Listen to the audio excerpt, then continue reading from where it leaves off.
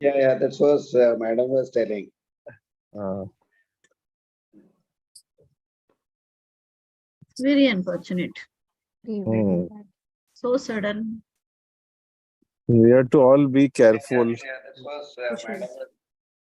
and Abhishek? it's We are live now. Okay. Can I start now?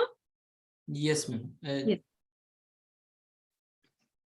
I, Dr. Monica Vardhan. I am the coordinator for Public Awareness Committee programs. I welcome you to the 10th episode of Public Awareness Committee webinar series with the South Zone Societies. Abhishek, please call Kamini ma'am. She's calling me.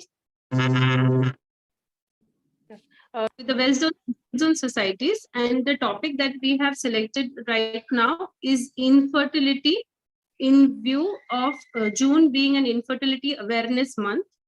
We have also taken environment into consideration because 5th June is celebrated as Environment Day. So we've kept the talk as environmental factors affecting infertility to address the same issue. I am eternally thankful to Pai sir for being present always at all our events. We begin with taking the blessings of Lord Almighty. Can we have the inauguration slide, please, Abhishek?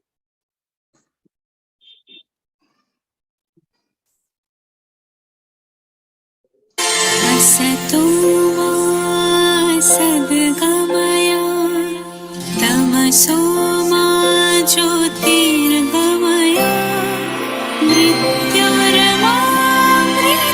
गमया Om Shanti Shanti Shanti. Thank you. I request you to please display the slide of Pai sir so that I can introduce him formally for this webinar. Yes, ma'am.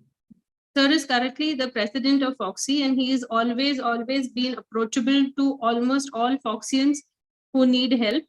We welcome you, sir, to the 10th episode. He is the administrator of FOGSI Manyata Initiative. He is also the director of Corporate Affairs, IFS, International Federation of Fertility Societies. He is an adjunct assistant professor at Eastern Virginia Medical School, USA. He is also a postgraduate teacher at DNB Examination India. No introduction is enough, sir, for your academic accolades. I request you to please bless this webinar now. Thank you, Dr. Monica. I would like to congratulate first the Public Awareness Committee, Chairman Dr. Priyankur, and the Adolescent Committee Chairman Dr. Supriya Jaiswal. And we have got our stalwart Dr. Sampath Kumari, who is busy arranging her, the Kodaikanal conference, and the other stalwart, I think Alka Pandey ji is there or not? I can't see her. Anyway, and then there are a lot of my friends who are there. Dr. Rekha Rajendra Kumar is there, busy, making the preparations. Then Dr. Narsimha Reddy, my very old friend, is there for many, many years. Then Dr. Bharti Rajsekhar, Dr. Jairani Kamraj is there, Dr. Archana Singh, Dr. Kalpana, who is also making her preparations. So there's a lot of people who are very actively working towards their careers, and I wish you all the very best. Ultimately, I always feel that the chairmanship, when we were chairman, that were 5-year duration. Now it has been reduced to 3 years. So all of you ultimately will achieve the goal. So you have to keep on at it, and ultimately you will achieve your goals and go further in your achievement. So I wish you all the very best, all of you. And this on the word environment, the other day I was called by the Lankare Foundation to New Delhi on the, I think I went few days, I lost my touch when I'm going where. But it was a very nice gathering because all the presidents were present. The national IMA president was there. Then our national surgical ASI president was there. The pediatric secretary general was there. The cardiology association president was there. The endocrinology association. So nearly many presidents were present, and we all where air pollution and all was the main theme topic of the whole gathering. And the FIGO also has got a declaration around 2015-16 on environment and what we can do. But when they said, they told me, Dr. Pai, you tell us what FOGSI is contributed to the air pollution and climate. So I told them, of course, Dr. Kalyan Varmade is not there, but one of the main activities of FOGSI has been tree plantation, and I have told Kalyan that this year he should plant one tree for every 1,000 deliveries. So we were going to plan that we'll divide the 30 million deliveries into 266 societies and make all the societies plant the trees based on the number of deliveries in their region. And I met Kalyan the other day, and he promised me that he will start doing it from the rainy season, from this month onwards. So let us look forward to it. The second thing I told him that we are also actively doing family planning. So, biggest problem to contribute towards environmental problem is the family planning. The number of people has gone so much in our country. We have even crossed China. And if you see the size of China is 3 times larger than India.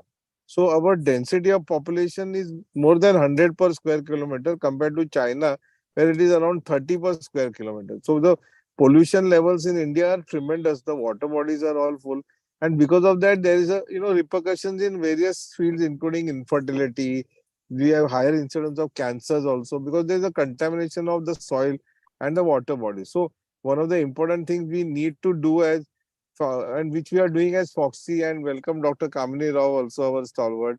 So what we need to do is that we need to actively control family and do the family planning program. Maybe reversible contraception, maybe implants, maybe oral contraceptive pills. A lot of new pills are coming in the market. So in our own small way, what is related to our profession, what we can do is, of course, planting trees and all other things that are important, but they are not related to our profession. What is related to our profession is to get the population down, and that we should do very aggressively at all the society levels. And that can be done by awareness campaigns, advocacy, etc., etc. So I don't want to get into the nitty-gritties of it. I would like to again thank you all for calling me, and wishing you the very best for a very fruitful session on both infertility and pollution and environmental contaminations, etc. Thank you for calling me for this function. Thank you. Yes, sir. Thank you so much, sir, for your blessings, as always. I would now like to also thank the Adolescent Committee FOGSI, who is also our partner in this webinar. And I would now request Dr. Supriya Jaiswal, ma'am, to introduce our guest of honor, Dr. Narasimha Reddy, sir.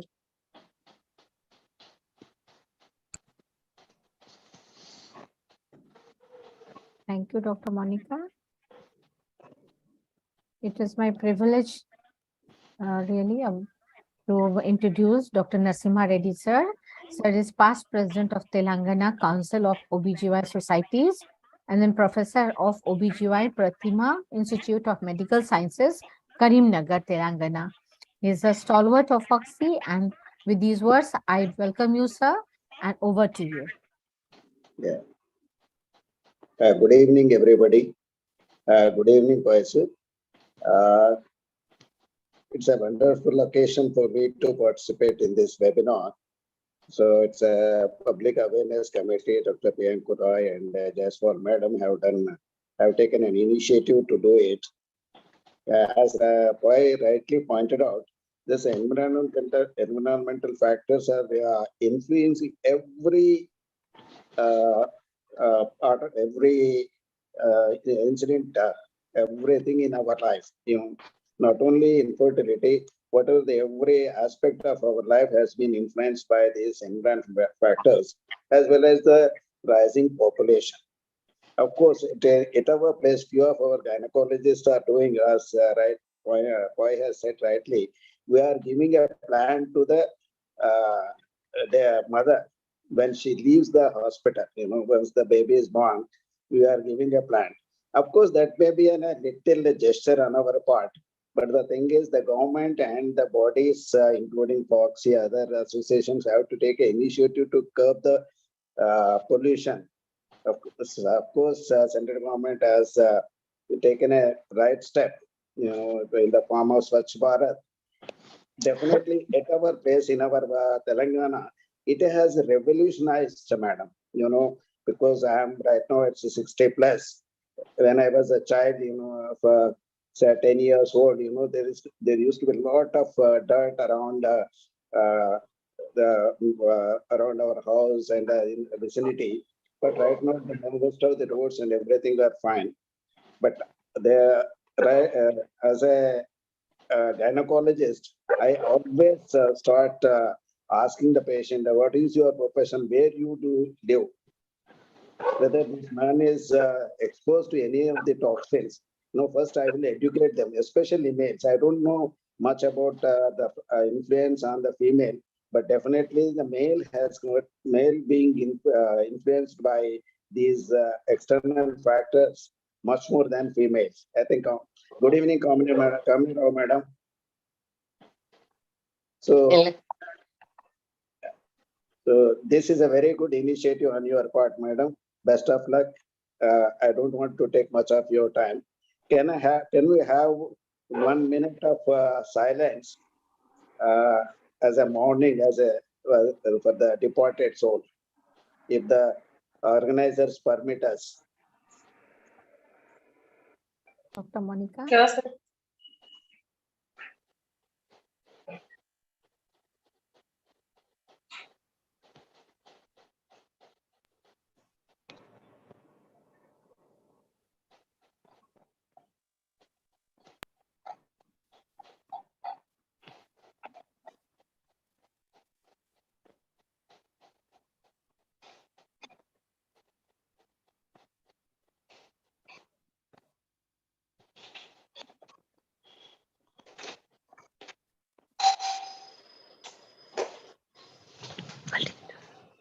Thank you, madam.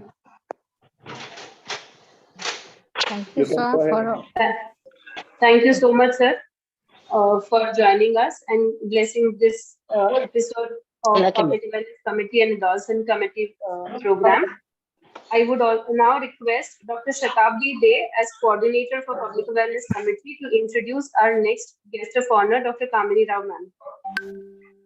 A very good evening to everyone. It's my utter privilege to introduce Dr. Kamini Rao ma'am. Ma'am, as we know, is the medical director of Milan, the Fertility Center. Ma'am is also the chairman of the National Registry of ART Clinics and Banks in India from 2018 till date. She has been the past president of FOGSI as well as ISAR. Ma'am has been awarded with the highest award for civilians in India, that's the Padma Shri Award by the Government of India in recognition of distinguished service in the field of reproductive medicine in 2014. She has over 50 medical textbook publications as well as 41 publications in both national and international journals. It's our privilege to have you here, ma'am. We would like to hear a few words of wisdom from you. Thank you very much for inviting me to be the guest of honor here.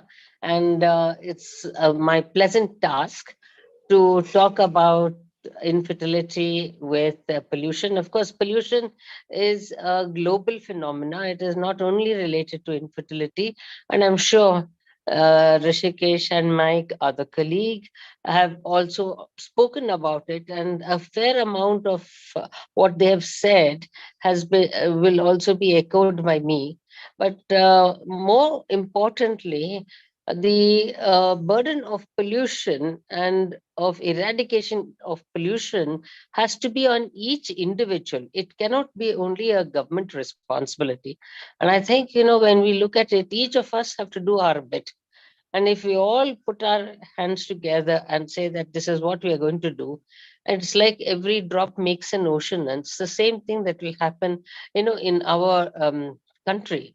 Because how is it that people who go from our country, Indians, and when they reside in the UK or they reside in the US or in, say, Scandinavian countries, Australia, they don't put rubbish on the road. But the moment they come back to India, they feel that this is their might and right, and they start putting the rubbish on the road. So it's only an attitudinal problem, which I can actually fathom. So it is a question of discipline and self-discipline. And if we do this, then our children will follow. And if our children follow, then, the entire family, and then a chain reaction is set up. So apart from that, of course, we know with a lot of this pollution, infertility also goes up, overcrowding, and a whole lot of sanitation problems. So clean water, clean air can solve almost 30% of our health issues. And that is what we should aim for. So if we keep the environment clean, and we find that a whole lot of respiratory problems also will come down. In fact, Bangalore is known to be the respiratory capital for respiratory infections of the country. And this happens only because of so much of pollen and a lot of dust and a lot of mites and a lot of the pollen that comes out. So I'm sure you'll understand that each one of us, it's not only the doctors, it is the citizens of the country, have to participate in this, either whether you talk about planting trees or making sure that we don't throw garbage around, or we make sure that if anyone else throws garbage, we should make sure that they do not do it and teach them that this is not right. Because it's being a passive spectator to all this in itself is bad. Why should I tell them? Because, anyway, it's not my house. That attitude should not be there. And I hope that one can internalize this responsibility of taking this pollution to the doorsteps of each and every person. It is a responsibility of every citizen of the country. And I hope that whatever you're going to talk in this particular seminar will echo the same thing across every lecture, because once we keep on talking about it, then it becomes a rule. So any amount of government rules or regulations or law cannot be fruitful unless it is implemented in the right way. And the implementation has to come from within us. So with these few words, I thank you all for giving me this opportunity to say these thoughts that I had, and I wish this webinar a great success. Thank you very much. Thank you so much, ma'am. Thank you so much, ma'am, for your blessings. Over to you, Monica. Yeah. Thank you, ma'am. In the lines of what you have already said, ma'am, we have arranged a slogan writing competition on the occasion of International Menstrual Hygiene Day also, ma'am. And we were overwhelmed with more than 100 entries, ma'am. And Dr. Supriya Jaiswal, ma'am, has consented to be the judge for the same competition. We take pride in announcing the results for the same right now in the presence of esteemed faculties like you and Reddy sir and Pai sir. Jaiswal ma'am, can you please declare your results and also let us know how it was judging this competition, ma'am? Yeah, thank you, Monica.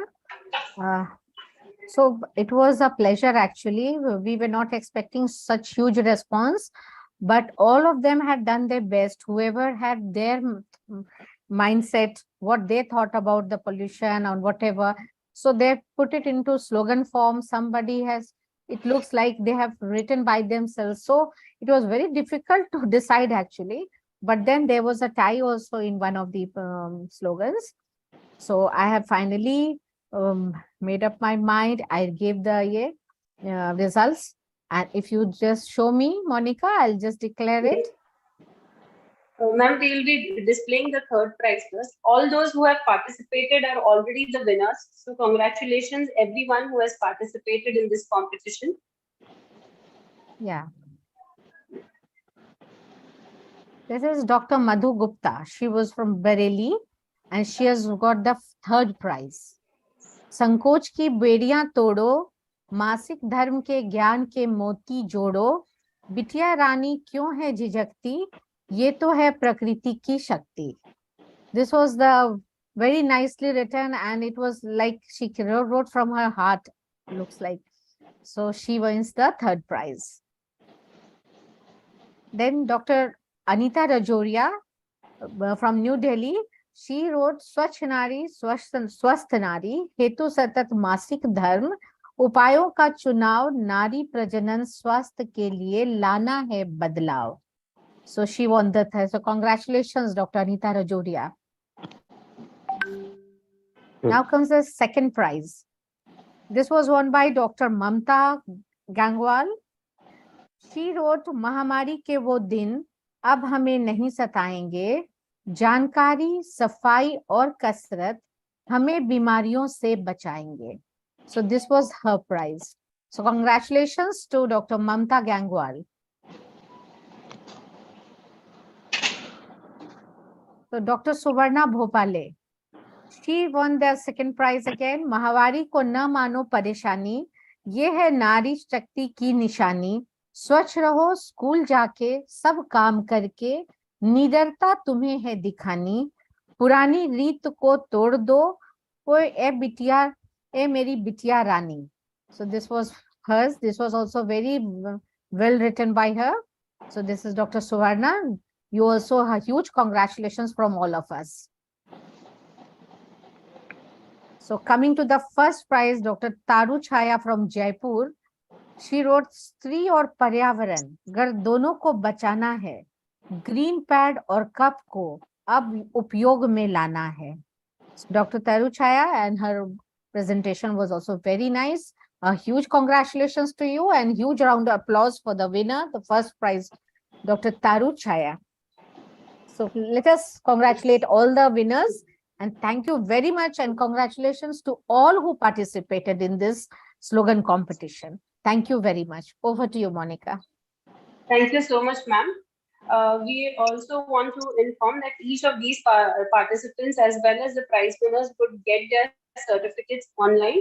The prize winners get prizes from sponsored by Corona Remedies. The first prize is a watch and the second prize is a fetal Doppler. So they will reach them physically also. Also, in line with the same, we have launched another competition, each one plant one on the occasion of Environment Day. And those results would be declared in the next webinar on the 29th of June with the East Zone. And the judge for the same would be Dr. Alka Pandey, madam. So I hope each one of you would be able to participate because it is only planting one plant on one FOGSI member. So each one takes the onus for themselves. We will be improving the environment in a long way. I now declare that the inauguration is over. Thank you, esteemed faculties, Kamini ma'am, Reddy sir, and Pai sir for joining us for the inauguration. Thank you so much. I now take the academic session forward. Let me introduce the chairpersons for the first session, Dr. Subhash Malya sir and Dr. Supriya Jaiswal ma'am. Dr. Subhash Malya sir is a member specialist board of National Board of Examination and Minimal Invasive Gynecology. He is the chairperson of Medical Legal Committee KFOG and the secretary of the Calicut Society 2020 onwards and the Kerala chapter of IAGE. He is also the managing committee member of IAGE and the FOGSI Mentee Awards 2019. He is also the treasurer of IMS Calicut Society. We welcome you, sir. Our next chairperson for the session is Dr. Supriya Jaiswal ma'am. She is the vice president of Patna OBGY Society and the chairperson of Adolescent Health Committee FOGSI for the year 23-25. She is also the joint secretary of SOCI Bihar and Jharkhand chapter and the chief consultant at SM Hospital Patna. She is the executive member of Central ISAPAC as well as the executive. Yes, ma'am. Thank you. Thank you. Ma'am, you can go ahead with the session with the introduction of Sampath Kumari ma'am. Yes, thank you so much for your kind words of introduction. Thank you. And it is really my proud privilege to introduce none other than my ideal, whom I really follow, Dr. Sampath Kumari Madam. Madam is professor and HOD, OG, Sri Mathukarama Medical College and Hospital. Madam is at present Vice President of FOGSI, Senate member of TN Dr. MGR Medical University, National Corresponding Editor of Jogi, Founder Secretary Tamil Nadu Federation of OBGY, that is TNFOG. She, Madam is retired by Director, Institute of Obs and Gynae MMC Chennai, President Board of Studies OGTN Tamil Nadu, that is Dr. MGR Medical University 2015-2019. Madam has been the chairperson of FOGSI Adolescent Health Committee in 2016-18 when she had also visited Patna during that time. We'll stop with adolescent committee. Okay. Yes. So over to you, madam, thank you so much for being here. Over to you, madam. Thank you, Supriya. I'll share my screen first. Yes.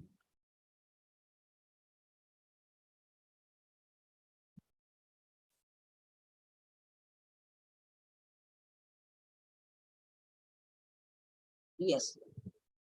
Thank you, Supriya, for the nice words. First of all, I congratulate the Adolescent Health Committee, so Chairperson Dr. Supriya, and the Public Awareness Committee, Dr. Priyanko, for the wonderful series, and the Dr. Monica for the continuous efforts. She is doing all the programs, I think, and the convener, Dr. Bharati Rajshekar, and the entire team. The topic given to me is environmental factors affecting the male and the female infertility. Now we had the environmental day, and the menstrual hygiene day was also on May 28th. So the infertility, as all of us know, it affects millions of people, and it has its impacts on the families and the communities. 1 in every 6 people of reproductive age worldwide experience infertility. The problem being the male ejection of the semen, absence and low levels of sperm, abnormal shape, and the movement of the sperm with the male factors. And the female being the abnormalities of the ovaries, uterus, fallopian tube, and the endocrine systems. So infertility on rise, is it alarming? Definitely yes. See, the use of assisted reproductive technology, ART, by infertile was increasing from 5% to 10% per year. In 1950, there was average of 5 children per house. Every woman used to deliver about 5, 6, and like that children. And an average of 2 children in the year of 2010. Then what happened? Again, the incidence of infertility is increasing. This is the Mukowski's returns in the US. What he is telling, there is the long time decline in birth and the fertility rates. This is mainly because of the multiple factors. Higher educations, career opportunities for women, late marriage and access to contraceptions, delayed childbearing, and decreased family size. These are all the reasons which produces. So this is the situation with the 1950s, and now this is the situations, the latest situations. So what are all the environmental factors? Though we have a lot of factors, we as you told, male and the female factors, the environmental itself is producing the infertility. See, the epigenetic changes, alterations to the way the genes work caused by the environmental and the lifestyle factors could be the cumulative across generations. Then the chemicals, the plastics and the household medications in the food chain and in the air, that is the air pollution. Now we have seen the talking by the Kamini Rao's madam also. It produces the infertility. And the black carbon, chemicals, phthalates have also been found to reach the babies in utero. Pregnant women, when they are used, the babies will produce the complications.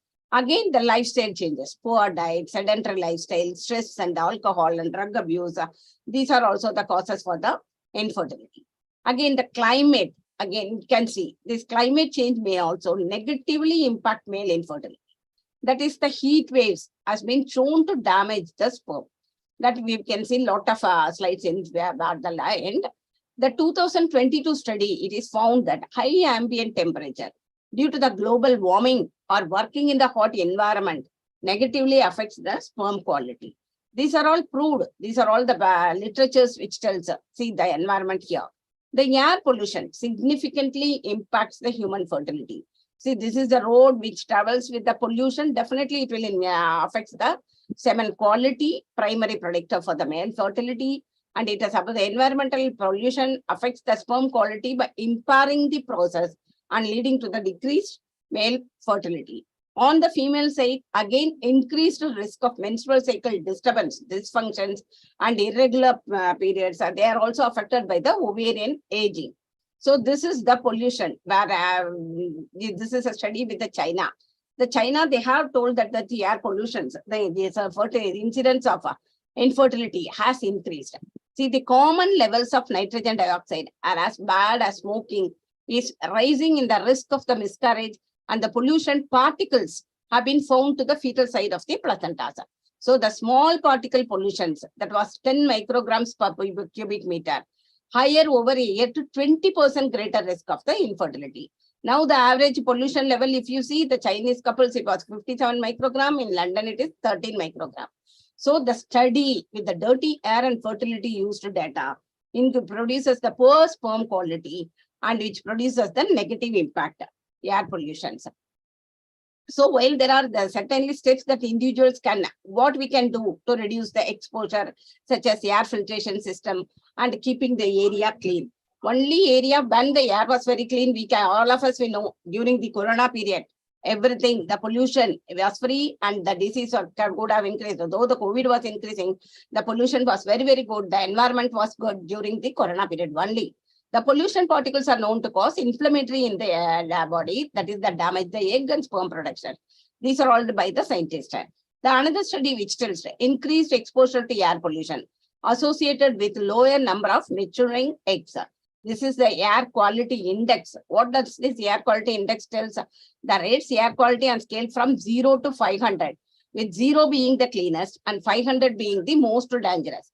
Almost in all places, it is around 200 to 300.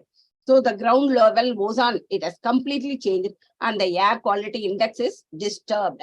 See, we can live without food for 30 days and without water for 3 days, without shelter for 3 hours. But without air, we cannot live even for 3 minutes. Since this air pollution has to be taken care. See, this was the Yamuna River when it was before and during the corona period. See how it is clean. And all the places, you can see the Taj Mahal, India Gateway, everything during the corona period, the full clear view has been seen because of the pollution. So the air pollution is the important factor which all affects the quality. This environmental factor, what it is, the journal, what it states, that is National Institute of Environmental Health Sciences. Healthy conditions for egg cell maturations are important for the egg to properly generate the proteins, which is very, very important, that is the thankyrase, and promote the success of the embryo development. This is the quotings by the Williams.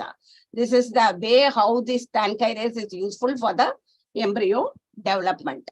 So coming to the environmental factor, what are all the factors? Physical, biological, behavioral, socioeconomic, and chemicals. Physicals, if you see, the enzymes required for production of sperms are sensitive to heat. Men who are working with hot tubs and wearing tight pants and sits in the desk all day and stand in front of the hot stove, that is during the ironing work, it causes heating to testicles and it can produce the disturb the sperm. And the testicle should be at the 4 degrees cooler than the normal temperature. And the weight, again, if it is overweight, the body fat levels more than 10 to 15% above normal can overload the body with the estrogen and disturb the reproductive cycle. Similarly, the underweight, that is 10 to 15% below normal, can completely shut down the reproductive force. So the lifestyle modifications, diet and the exercise is very, very important. And the biological, the environmental virus, the HPV virus, as all of us know. Now also, sir, we had that launching of the HPV virus project last Tuesday with Dr. Priya Ganesh Kumar Oncology Committee in Mumbai for HPV vaccine to all adolescents. This HPV virus, again, it produces the genital cancer, which is also one of the causes for producing. The behavioral, now the stress starts from adolescent and it goes on. The stress-related disorders in women are chronic anovulation, pseudocyesis, menstrual dysfunctions, early pregnancy failure. In the men, it is decreased sperm count, motility, morphology, impotence, and the ejaculatory disorders. Stress, again, which I told, it increases the male and the female factors, which in turn produces the infertility. So this stress leads to the oxidative stress, sperm DNA damage, number and motility disturb, male infertility. All with this, these are all other factors which increases the oxidative stress. Socio-economic, that is poor and hygiene, that is entirely different. Again, the habits, habitual smoking, cigarette smoking contain toxins that are blamed for the bad effect on the male health, which in turn, it reduces the decreased fertility, sperm morphology, motility, DNA, sperm concentrations. So the damaging sperms genetically and imbalancing the hormones. These are all the habitual habits. So as per studies conducted, the success rate of IVF and ICSI were 22% in couples who had habit of smoking, whereas it was 38% who didn't have the habit of smoking. The chemicals, as all of us know, the endocrine disruptors. This is a molecule that mimic the body's hormones and throw off the fragile hormone balance of the reproductions. That is the phthalates and the plasticides, the pesticides, herbicides, heavy metals, toxic gases, and synthetic material. They are all producing the harmful effect with the human fertility. There we can see the male fertility is affected and the female fertility is also affected. These are all the chemicals, benzopine, BCP, dioxins. Yeah, that is the reason we tell that the menstrual hygiene day, always we talk about the pads should be given in the incineration and it should not be thrown out. I think Supriya has given the picture for the slogan first. That is where the pads are also seen. That is the pollution. So the pesticides, DDT, DE, dichromophene, lead, all these factors produces immaturation of the oocytes, developmental abnormalities, potential change in sex ratio, or DTT producing reduced parity, impaired lactations at all level, the infertility, the chemicals producing the disturbance. So the reproductive toxicants, as I told, effect on the male with count and morphology. These are all the examples. And there are studies which tells that effects of particulate matter exposure on semen quality. A retrospective cohort study which proves that the semen quality is disturbed. Similarly, with the ambient air pollution male, a retrospective analysis of the longitudinal data in the China, which tells that the pollution affects the fertility effect. These are all the 90-day, what are all the problems, 90-day average concentration, what happens with the ozone layer, the disturbance of the pollution with the ozone layer leads also to the fertility. So the occupational exposures which producers are at risk. Similarly, the female infertility, all factors with the environmental, the tubal factors, ovulatory factors, endometriosis, and unknown. All these producers, in fact, finally cause fumes, reductions in the ovarian weight, follicles, and finally the fertility is disturbed. Air pollution and female fertility, systemic review of the literature, IVF populations and the general populations. In every year, IVF result is also reduced. In the general populations, the infertility rate has been increased. So the environmental occupational exposure to heavy metals, inhibition of Sertoli cells function, inhibition of steroidogenesis, oxidative stress induction, direct inhibition of the spermatogenesis, finally produces the effect.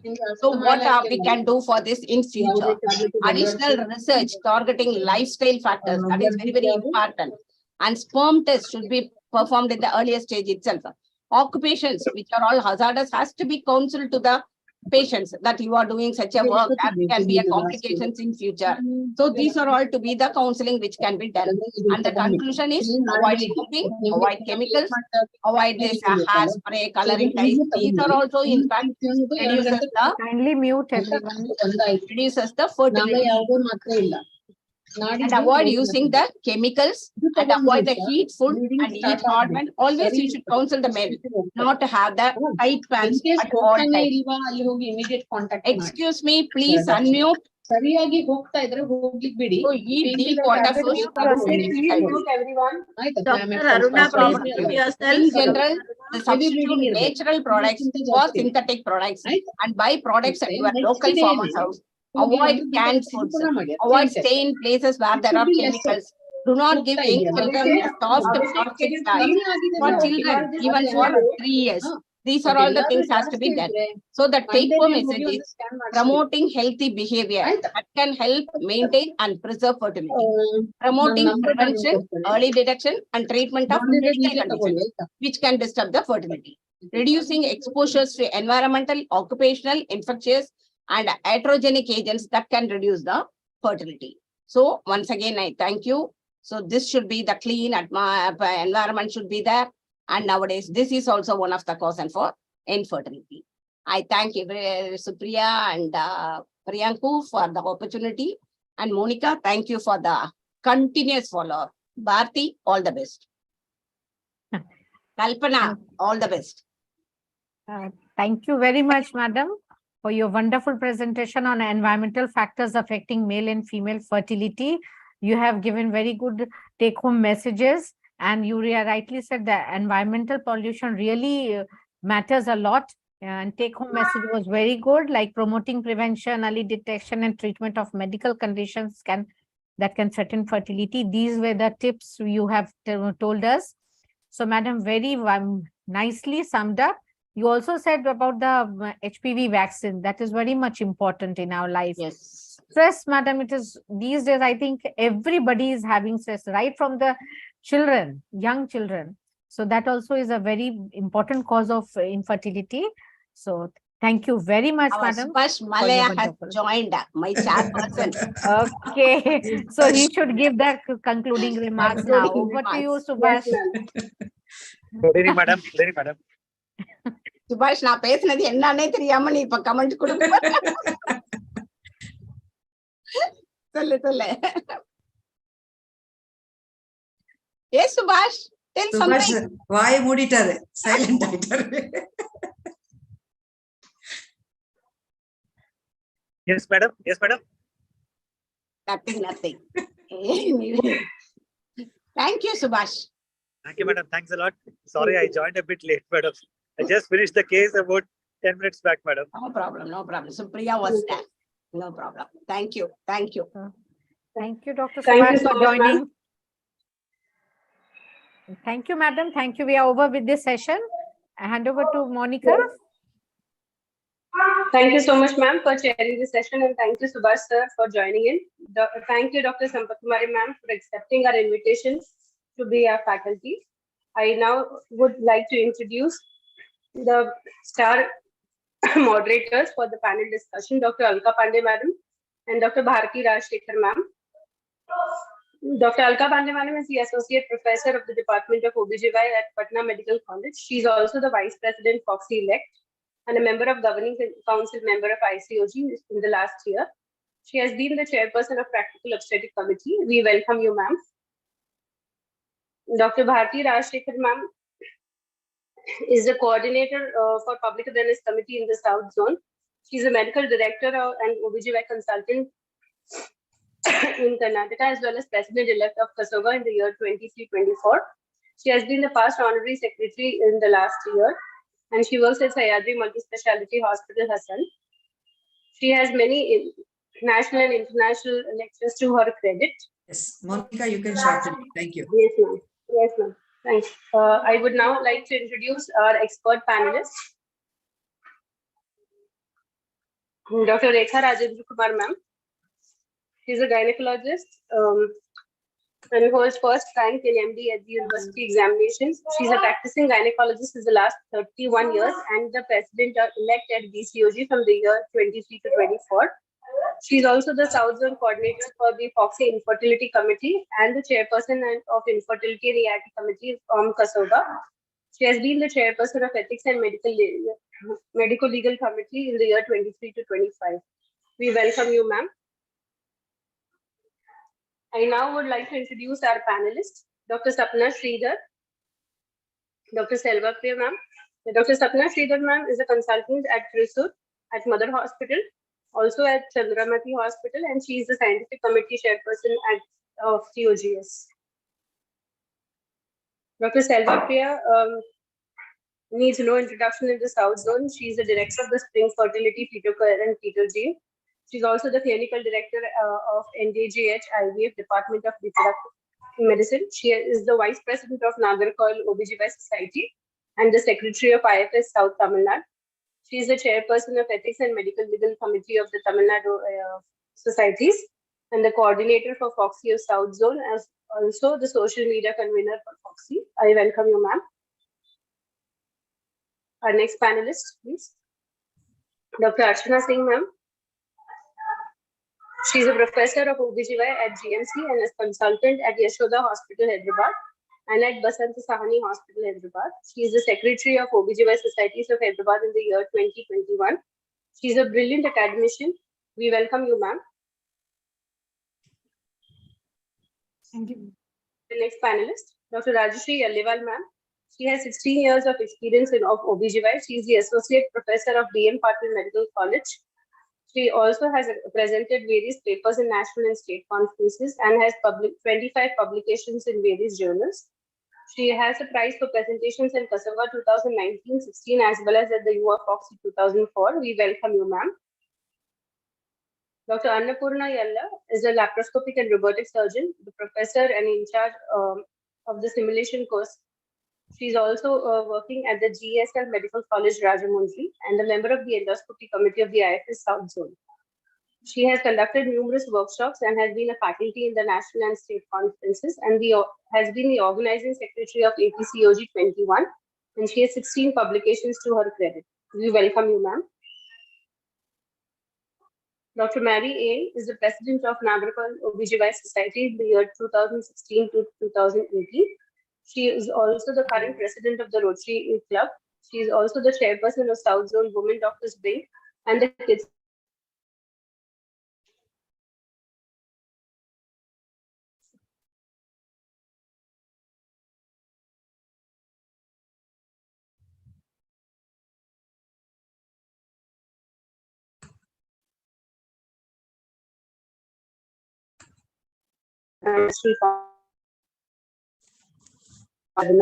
We welcome you, ma'am.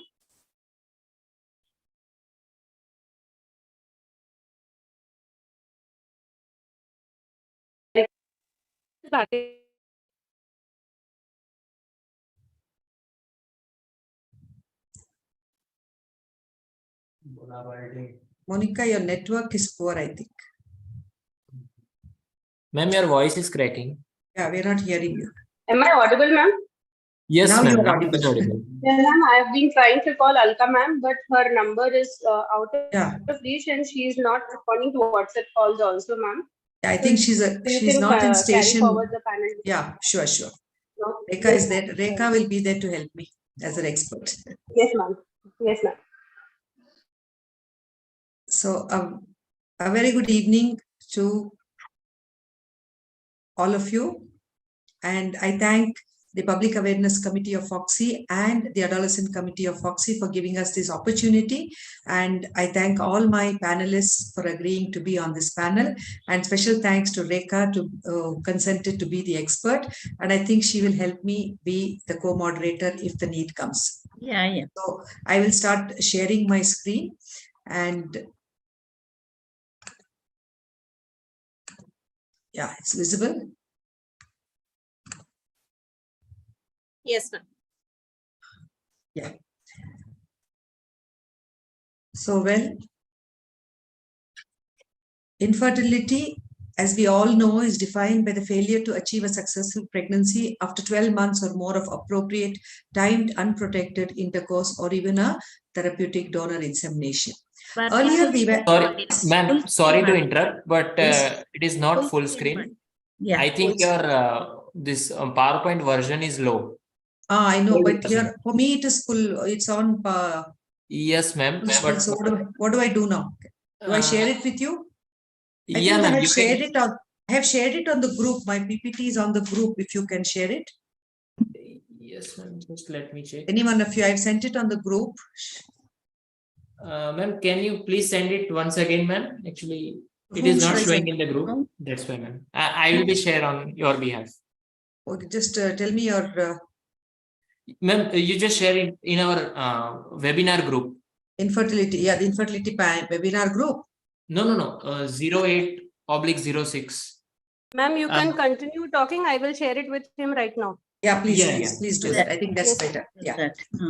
So, as we have all know, there's the increased prevalence of infertility in the recent years, and part of it at least is attributed due to lifestyle factors such as obesity, smoking, and the high incidence of sexually transmitted infections. And of course, environmental pollution also contributes to the decreased fertility in the present generation. And in addition to that, there is a lot of interest in postponing the first pregnancy in the developed world. Dr. Bharti, 1 minute. The slide move. You're in the first slide only. Is that okay or it's not moving? No, we are seeing only the title slide. Ma'am, I think he will share. Bharti, ma'am. Sure. Yeah, I stopped sharing. Just wanted to inform you. Yeah, I stopped sharing. Yes, ma'am. I am sharing on your behalf. Just in a second. Yeah, I think that would be fine. So I need to update my PowerPoint. Is it that way? Yes, ma'am. Yes, ma'am. It is an older version, and it's having the it is not compatible with Zoom. Okay, fine. I'll get that set right.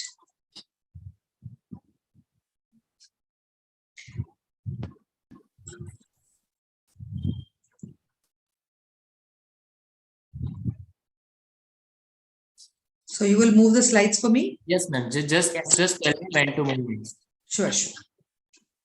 Yeah, you can skip this. Next. Yes, Bharti. Next. Yes, right. Next.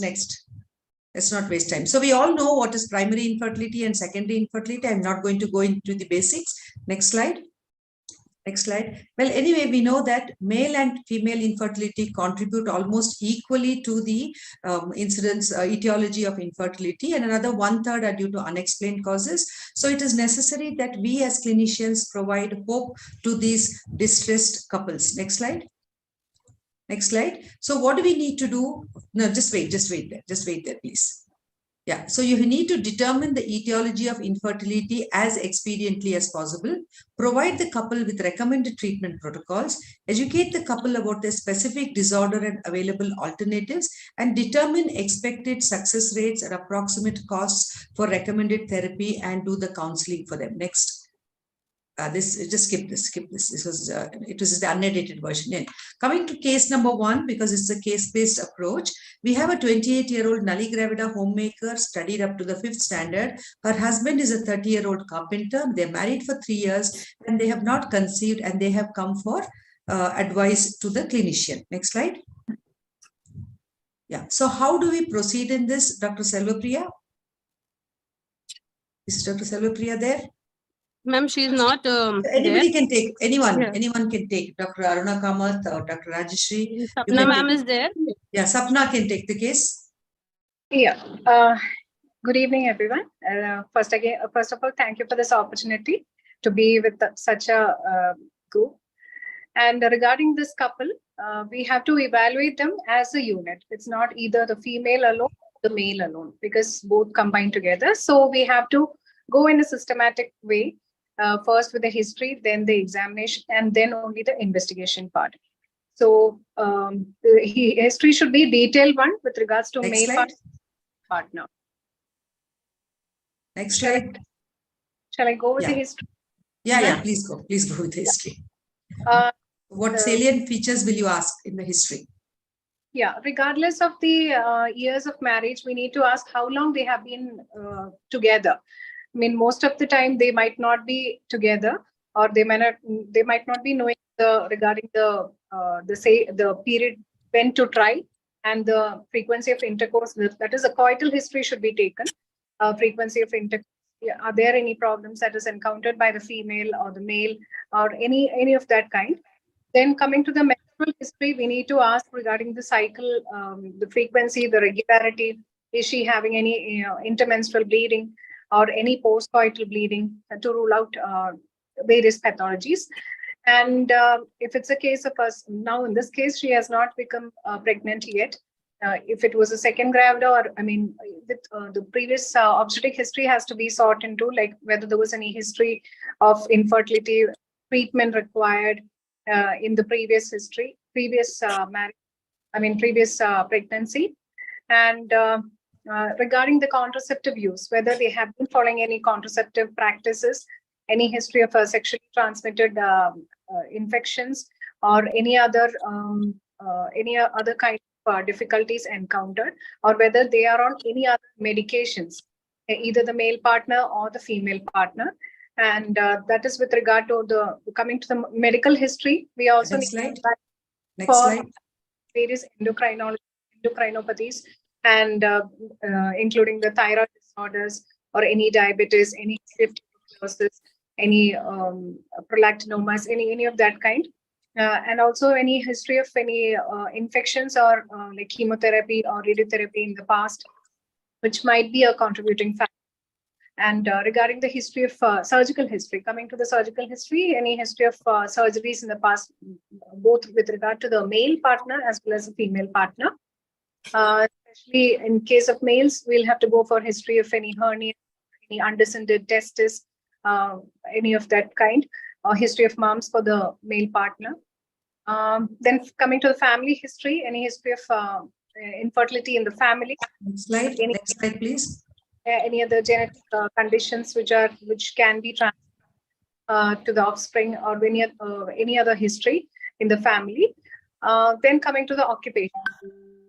Again, regards to any toxic, the exposure to any toxic agents which might contribute to the fertility.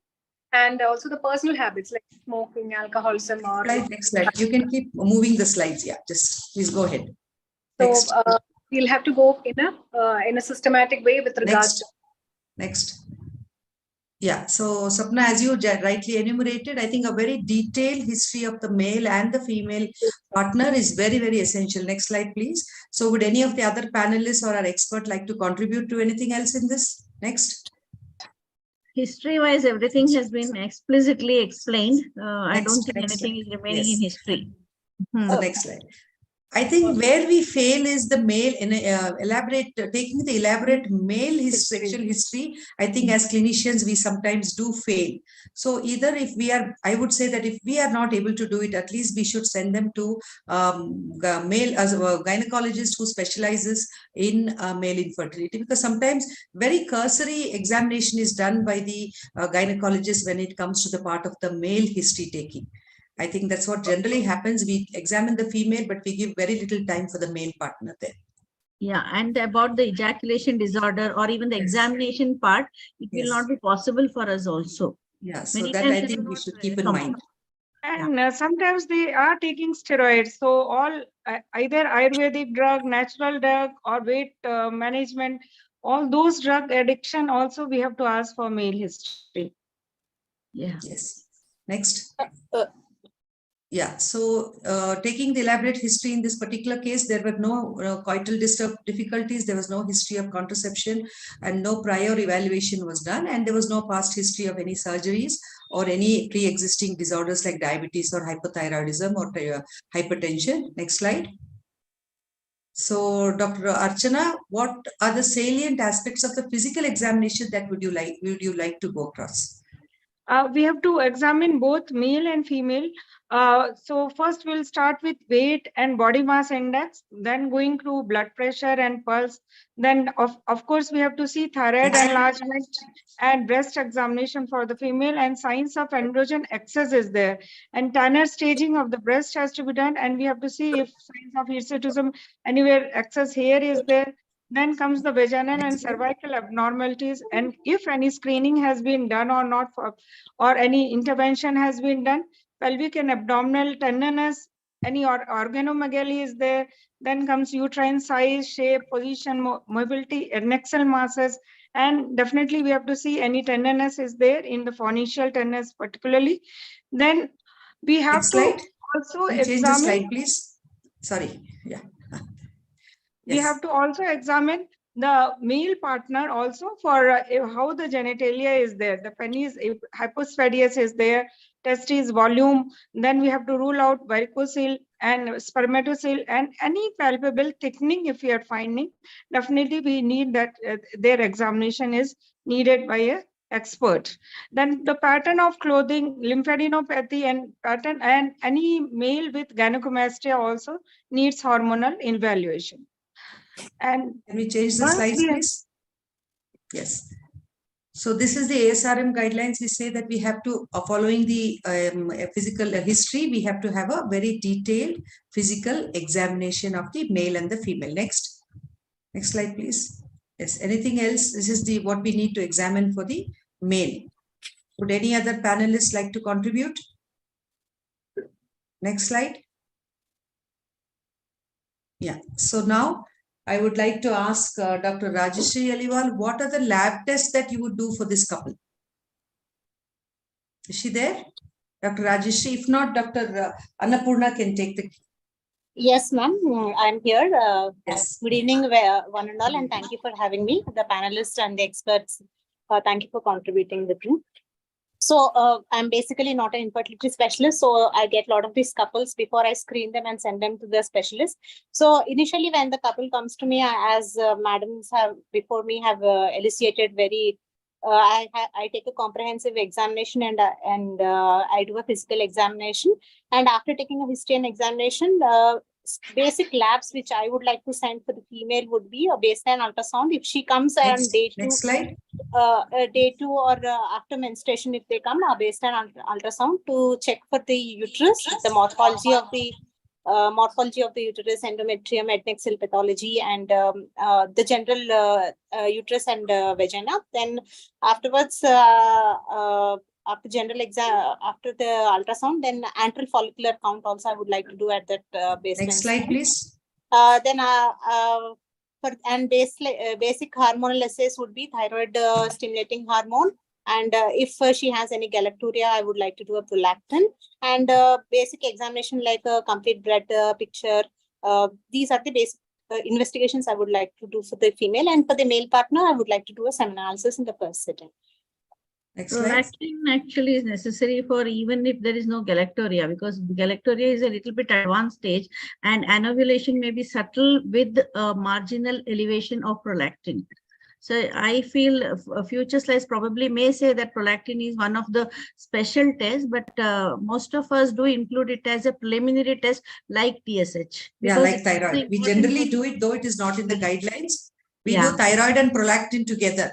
Correct. Yes, because there is subtle hyperprolactinemia sometimes, which may be a contributory factor for anovulation. So basically, it is that for the female partner, we have to do the ovulatory studies to find out her ovulatory reserve, and the other one is the transvaginal ultrasound, which we would do to find out any abnormalities in the endometrium, uterus, as well as the anything like polycystic ovaries or what. And the male partner, I think the first thing we would do is a semen analysis along with the general lab profile like his thyroid, his lipid profile, his blood sugars, and any serology for infections. I think those would be the basic tests that we do. Next slide.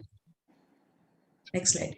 So I think Dr. Annapurna did speak about the ovarian reserve, that is the AMH, antral follicular count, FSH. These are the basic tests I think we do for all women who come to us.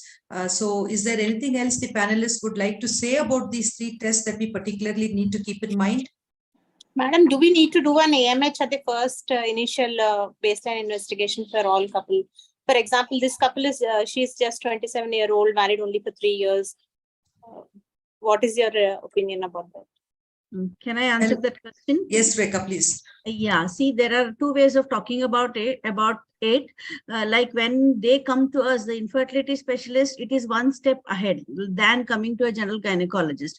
If you say she's 27, in spite of that, many of the time we do see that patients do come with a very low ovarian reserve, where it is very necessary for you to either treat at your level or send it to a next level. Suppose her AMH, because there is no other clinical manifestation of having low AMH. Suppose you are holding on to her with the low AMH, not being tested, you may be wrong in your place, detaining her for a longer time. Of course, you may say that antral follicle count is one of the important things to make out, but many of the times one is complementary to another. So I can say that AMH will help if it is more reflective of a polycystic ovarian syndrome, and AFC is more reflective of a poor ovarian reserve. So you will get idea of doing both the tests, and it is one is complementary to another, and we prefer doing both the tests together. Advantage of doing AMH is like you can do it on any day of the cycle. Like you don't have to do it on day 2 or something. It's always better. You will know where you stand. Like, should you send her to somebody else or should you keep her with yourself? Though 27, that does not translate all the time that good fertility at 27. Yeah, like for example, if the AMH is low and we have not done it and we're just putting them on letrozole and giving her 3 cycles, 4 cycles, we are worsening the situation by the time we send them to the infertility specialist, I would say. So I generally, though I'm not in the tertiary level infertility setup, I generally do both together. Okay, ma'am. Next slide. Yeah, next slide. Next slide. So basically, these are the things we do. The previous one, please. The previous one. Yeah, we do the fertility hormones like the FSH, LH, and then the ovaries antral follicle count. And then what is the place of the tubal patency test? I would like Dr. Aruna Kamath to take this question. Tubal patency test. When would you advise and what would be your choice? Yeah, normally, madam, if they have a history, like they have severe dysmenorrhea, any history of any discharges or something like that, where we suspect a block, I would do it immediately. But normally what I try to do is, after all the other tests, try to stimulate with the letrozole and get ovulation. Suppose even after with this, it's not happening, then I go for that. Because I've generally seen if we do HSG in the beginning itself, they really get scared. Such a painful test in the beginning itself, and then they'll just stop everything altogether. So that is what I normally follow, but I tell them, so this is one of the factors. I show them with the diagram that this is possible. And then, yeah, HSG has to be done. Any input from other panelists on this? Madam, I am also for it, ma'am. ye- I would also prefer to do a hysterosalpingogram after explaining the risks and the entire thing about hysterosalpingogram. And because I feel 50% of the infertility cases are related to the tubal block. So first we'll rule out the structural thing and then only it is better to proceed further. So I advise at least they do it, if not the first cycle, at least the second or third cycle. If they do, I prefer it more, ma'am. Probably, I would like to pitch in. Probably, I feel the scenario is little bit different. Like the investigations, what a fertility, the tertiary center, what we do is little bit probably different compared to the other kind of like the regular obstetrician gynecologist does. And I feel both the ways it is right. Like when they come to us, they would have gone through all these steps. So definitely, we will be checking the hysterosalpingography, or sometimes even they come with the block and they come directly for IVF. That is one way of looking at it. But again, as you say, about 30 to 40% of female infertility is because of anovulation, and those kind of cases, like it's a clear-cut case of PCOS, never conceived before, tubes have never got meddled in any way, like PID or any kind of way, tubes were not meddled. Ultrasound looks quite healthy. Probably you can put them on letrozole, make her try to conceive, and if she does not, then go for HSG at the primary level. But I feel HSG, if you give atropine, make her understand it's not that painful a situation, because you have to do it a very slow HSG. It is not a painful procedure most of the times. Yeah, thank you, Rekha. Yes, so I would, as you said, give them 1 or 2 cycles if there are no incidental findings or pointing to tubal factor, and then counsel them about the procedure, and they do take it up quite well. Next slide, please. Next slide.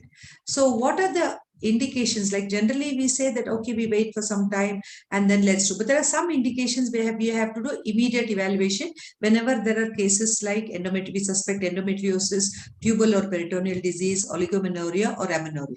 Going to the next slide.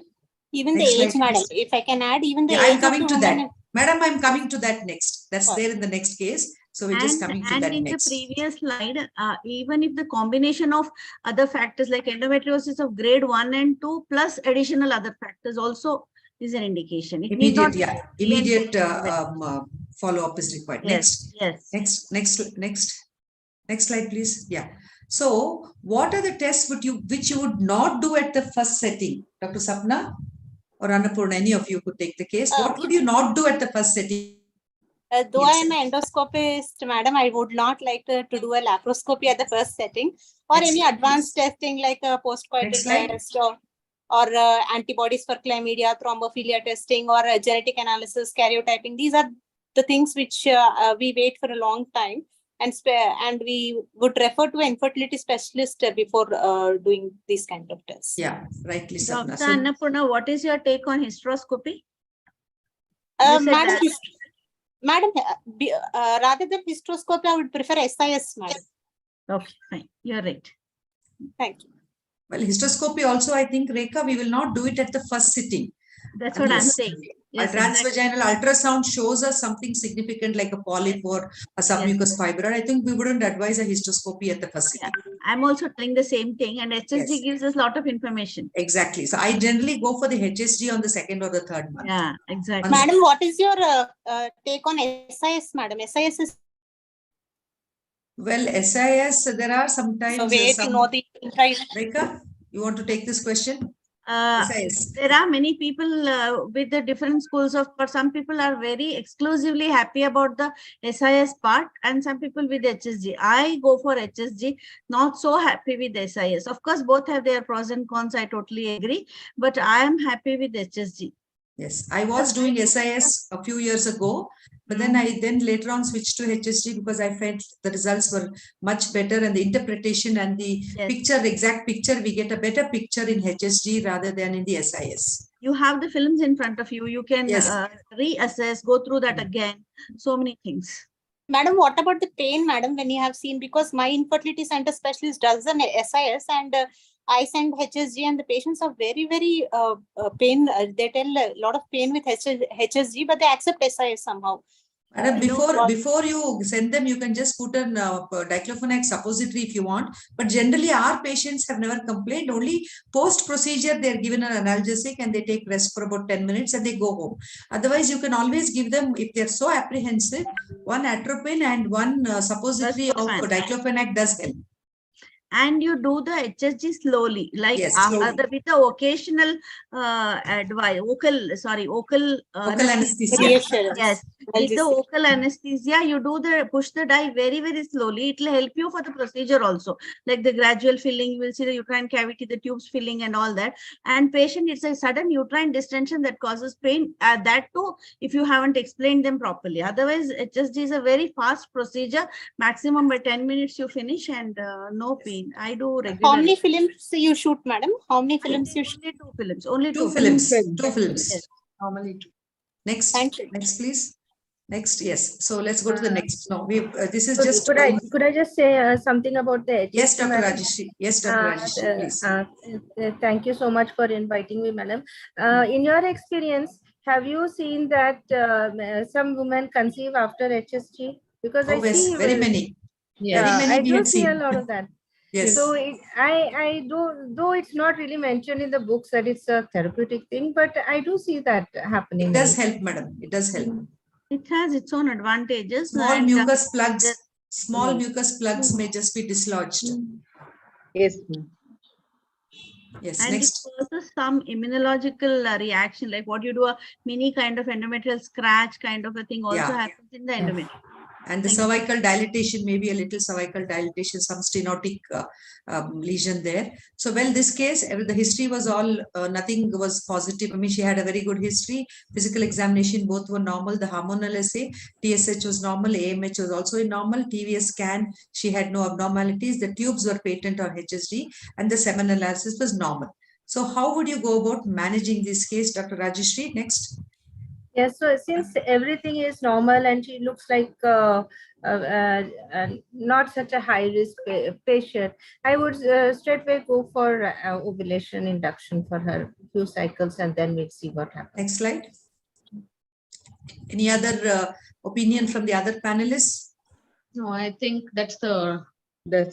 Yes. Yeah, that's the way to be done. I concur, madam. We plan for an ovulation induction and time coitus and explain to them in detail how the fallacies and the what do you call the misconceptions of having the intercourse and all that. And I think we can follow them with an ovulation study if possible.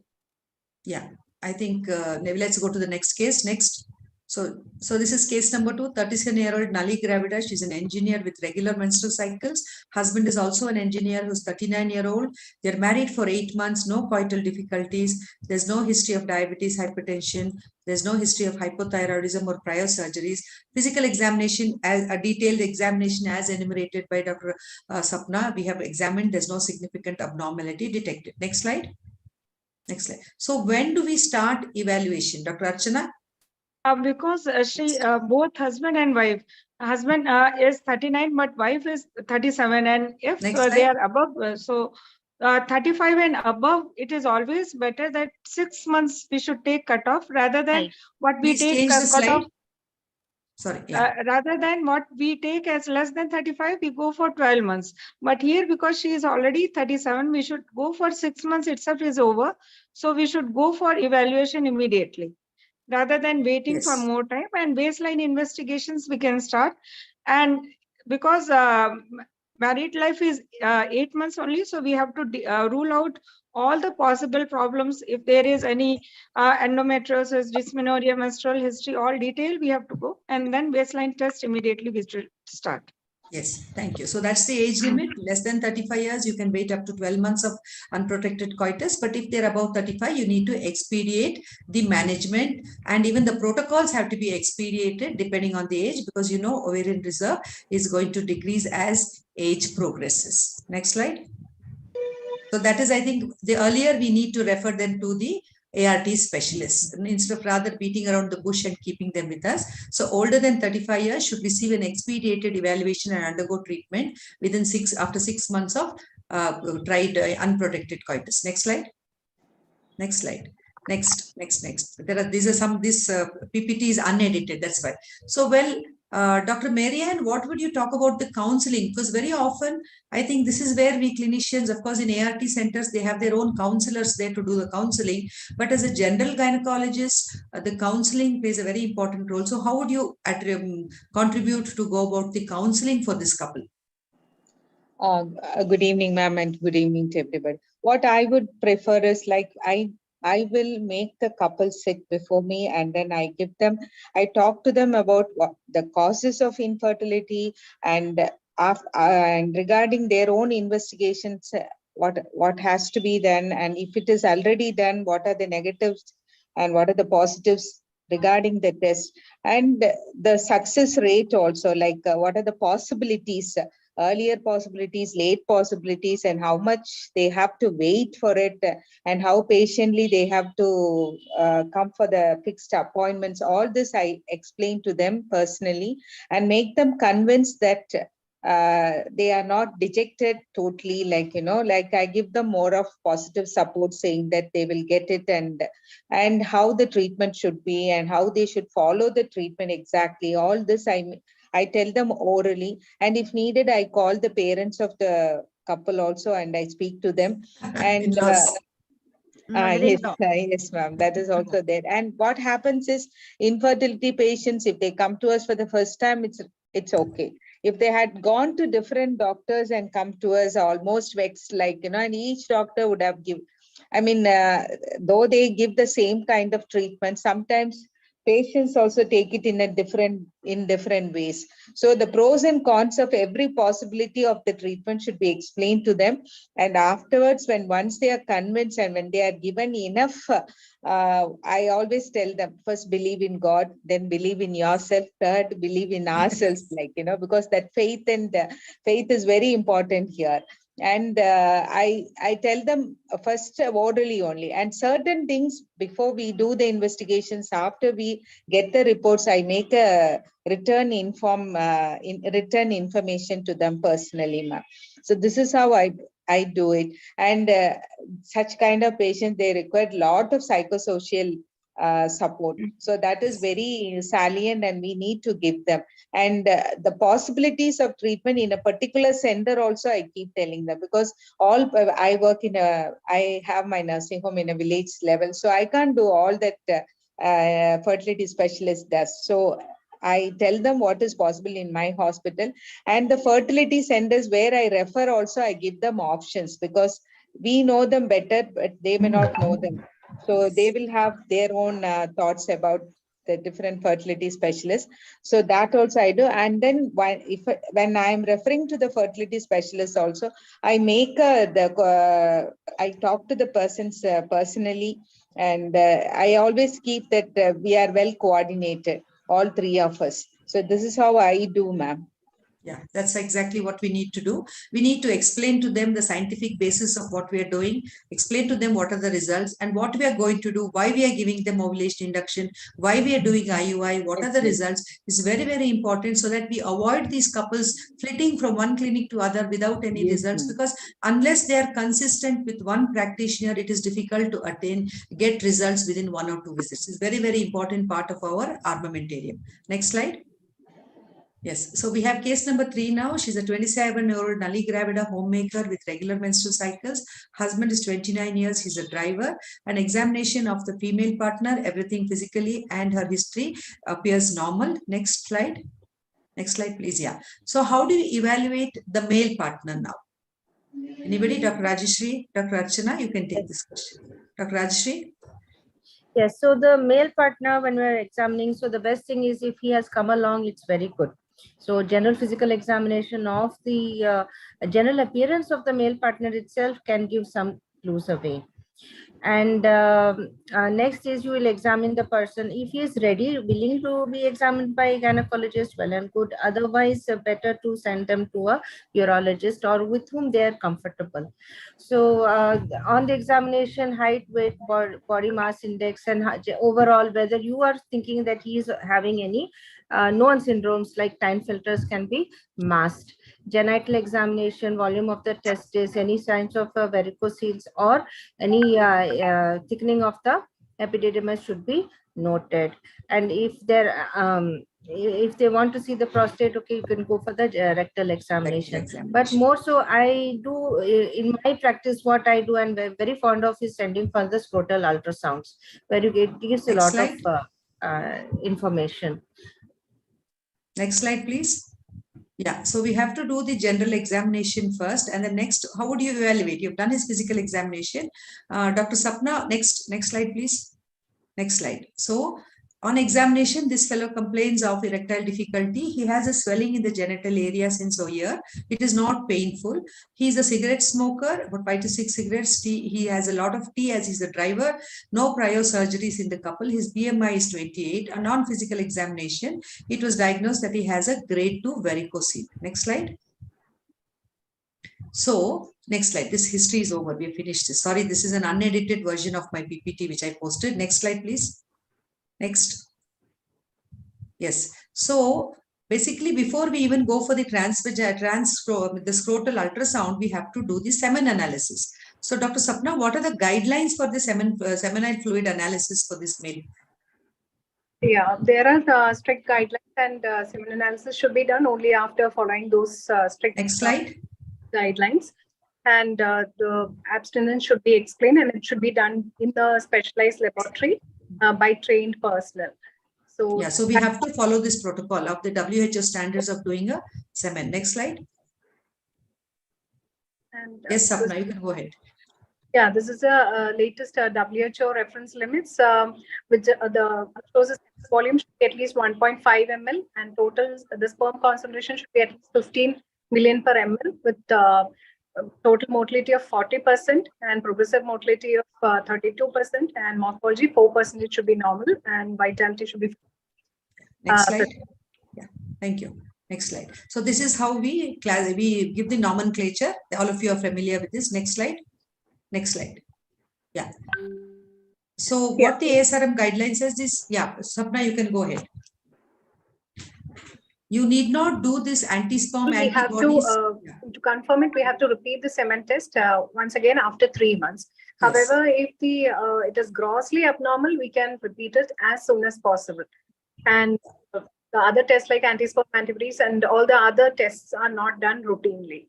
So it is, and also before doing the semen analysis, we should rule out that he doesn't have any in the past few weeks, and like viral, he's not on any antibiotics. So all these also have to be kept in mind. Yeah, even his lifestyle, like his smoking and all that, I think he'll have to cut down before we repeat a semen analysis if it is abnormal. Next slide. Next slide, please. So when and why are the second line investigations indicated? Dr. Archana or Dr. Annapurna?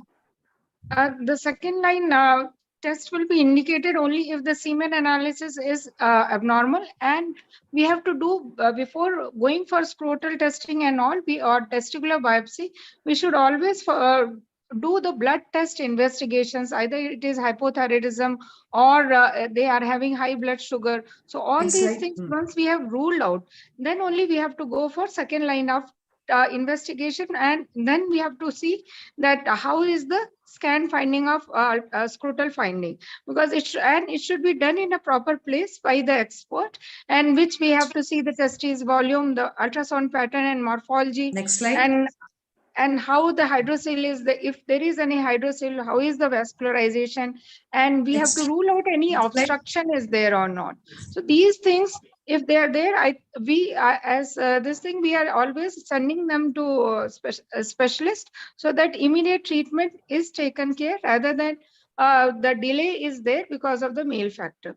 So first semen analysis, blood test, and then only we have to go for scrotal examination. Only if the semen analysis has any abnormality, or physically you feel that the testis volume is reduced, or there's a hydrocele, or there is a varicocele, I think then we advise for scrotal ultrasonography. And in that they need to do a detailed study of the volume, the size, any calcification, signs of inflammation, any epididymal cysts, that all this detailed scrotal sonography is required. Next slide. And of course, if we suspect infections, we will also look for, ask them for a transrectal ultrasound in this man. Next slide. Next slide. Yeah, next. Next slide. Next. So, are routine hormonal assays required in male infertility, Dr. Annapurna? Dr. I don't Aruna? think so, madam. Yes, ma'am, I'm here. I don't Yes. think so. Routine hormonal assays are required if the semen fluid Next slide. analysis is normal. If the semen fluid analysis is abnormal, then we would like to send a FSH.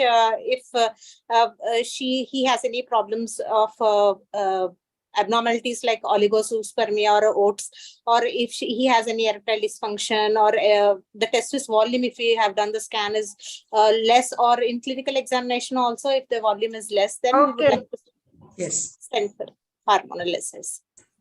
So we do this FSH and testosterone only if these following conditions we do find in the examination or the clinic laboratory tests. Next slide.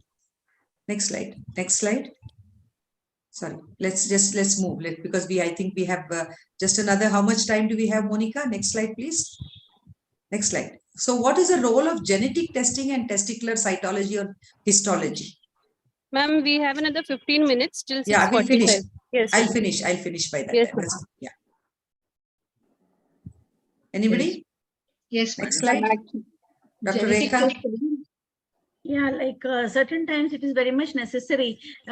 Say example, you find the testicular volume very small. Clinically, he appears like a Klinefelter syndrome kind. Like we know that broad chest and Next slide, please. Low hair and all that kind. Or even sometimes it's the obstruction, like everything looks normal, that it looks like the normal testis volume and the size, but you feel there is an obstruction, like the congenital absence of vas. So these are the conditions where we really think that, or azoospermia cases. So as you put the list, certain times we definitely need the investigation when it is indicated. Yeah, thank you, Rekha. Next slide. Well, next slide. Next slide. So this is when we look for such things. So well, in this particular case, we said he has a grade 2 varicocele. His semen analysis did show some teratozoospermia. So how would you manage? Dr. Marianne, what is the management of varicocele? Regarding the management, I refer him to a neurologist and the surgeon regarding the grade 2 varicocele. And after getting their opinion and as suggested by them, the patient will be taking medicines for the grade 2 varicocele. And other things like, we have our own drugs of choice. So I make them take those drugs also. I advise them to modify their lifestyle. Like I ask them to stop smoking and drinking and their regular habits, like, because it all depends upon their nature of work. So this is what I tell them, and mostly I do it according to whatever the urologist says. So regarding the male infertility, I usually ask them to consult and follow their own treatment. Madam, if I can add, yes, please, grade Anna. 2 varicose. Yes, grade 2 varicocele needs surgery, madam. Next slide, yes.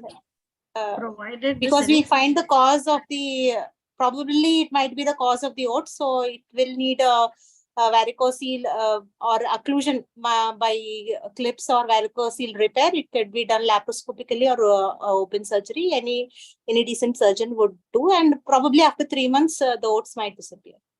Yeah, the guidelines do say they always require surgery for grade 2 varicocele. Only grade 2, madam. The guidelines say that it should be considered when we have a varicocele with abnormal sperm parameters. When he has abnormal sperm parameters, you do it. Otherwise, they should not recommend varicocelectomy for non-palpable varicocele just because it is found on scanning. That is what I forgot to.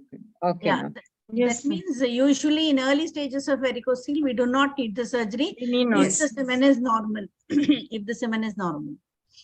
So basically, semen's parameters should be abnormal, and varicocele then is when we decide on surgery. And if the semen parameters are normal, it is not necessary. But studies do show that repair of varicocelectomy does increase the sperm parameters if they have abnormal sperm parameters. Next slide. So this is what we wanted to put across in this case. So basically, it's physical examination, semen analysis, and hormonal analysis and scan for the men. Next slide. Next. Yeah, so this is case number 4. She's 35-year-old. She had a previous ectopic for which her left salpingectomy was done. Her cycles are regular. She has just white discharge. Husband is 37 years, engineer. They're married for 5 years. No coital difficulties, no significant pre-existing diseases like diabetes, hypothyroidism. On examination of the lady, she has got cervicitis, per vaginal examination. Uterus is normal. Next slide. Next slide. So what is the place of ultrasound? Can I take this, madam? Yes, please, Anna. Yes, she has a erosion. She has a previous history of ectopic. So I would think the thing, if I have the record of her previous surgery, then I would like to see if the other tube is normal or not. And clinical features, because she has erosion, I would like to take a pap smear and swabs for infection. And I would put her in the high risk category for PID, especially chlamydia PID, because we wouldn't know it in routine tests and treat her accordingly. Ultrasound definitely has a role, madam. We can see how is the other, if the tube is dilated, then it would be visible, and probably the ovarian, the tubo ovarian, if she has any chronic illnesses, she might have any tubo ovarian mass and all. So ultrasound has a role, but I would like to put her in on the ultrasound. We saw that this lady has a right hydrosalpinx. The uterus and the tubes are normal. So what is the plan of management for this? In ultrasound, it is of course about the tube. What you have told is correct, Dr. Annapurna. But you will also check for your routine things. What you have uterus and ovaries. Yes, uterus details also. Of course, yes. Check.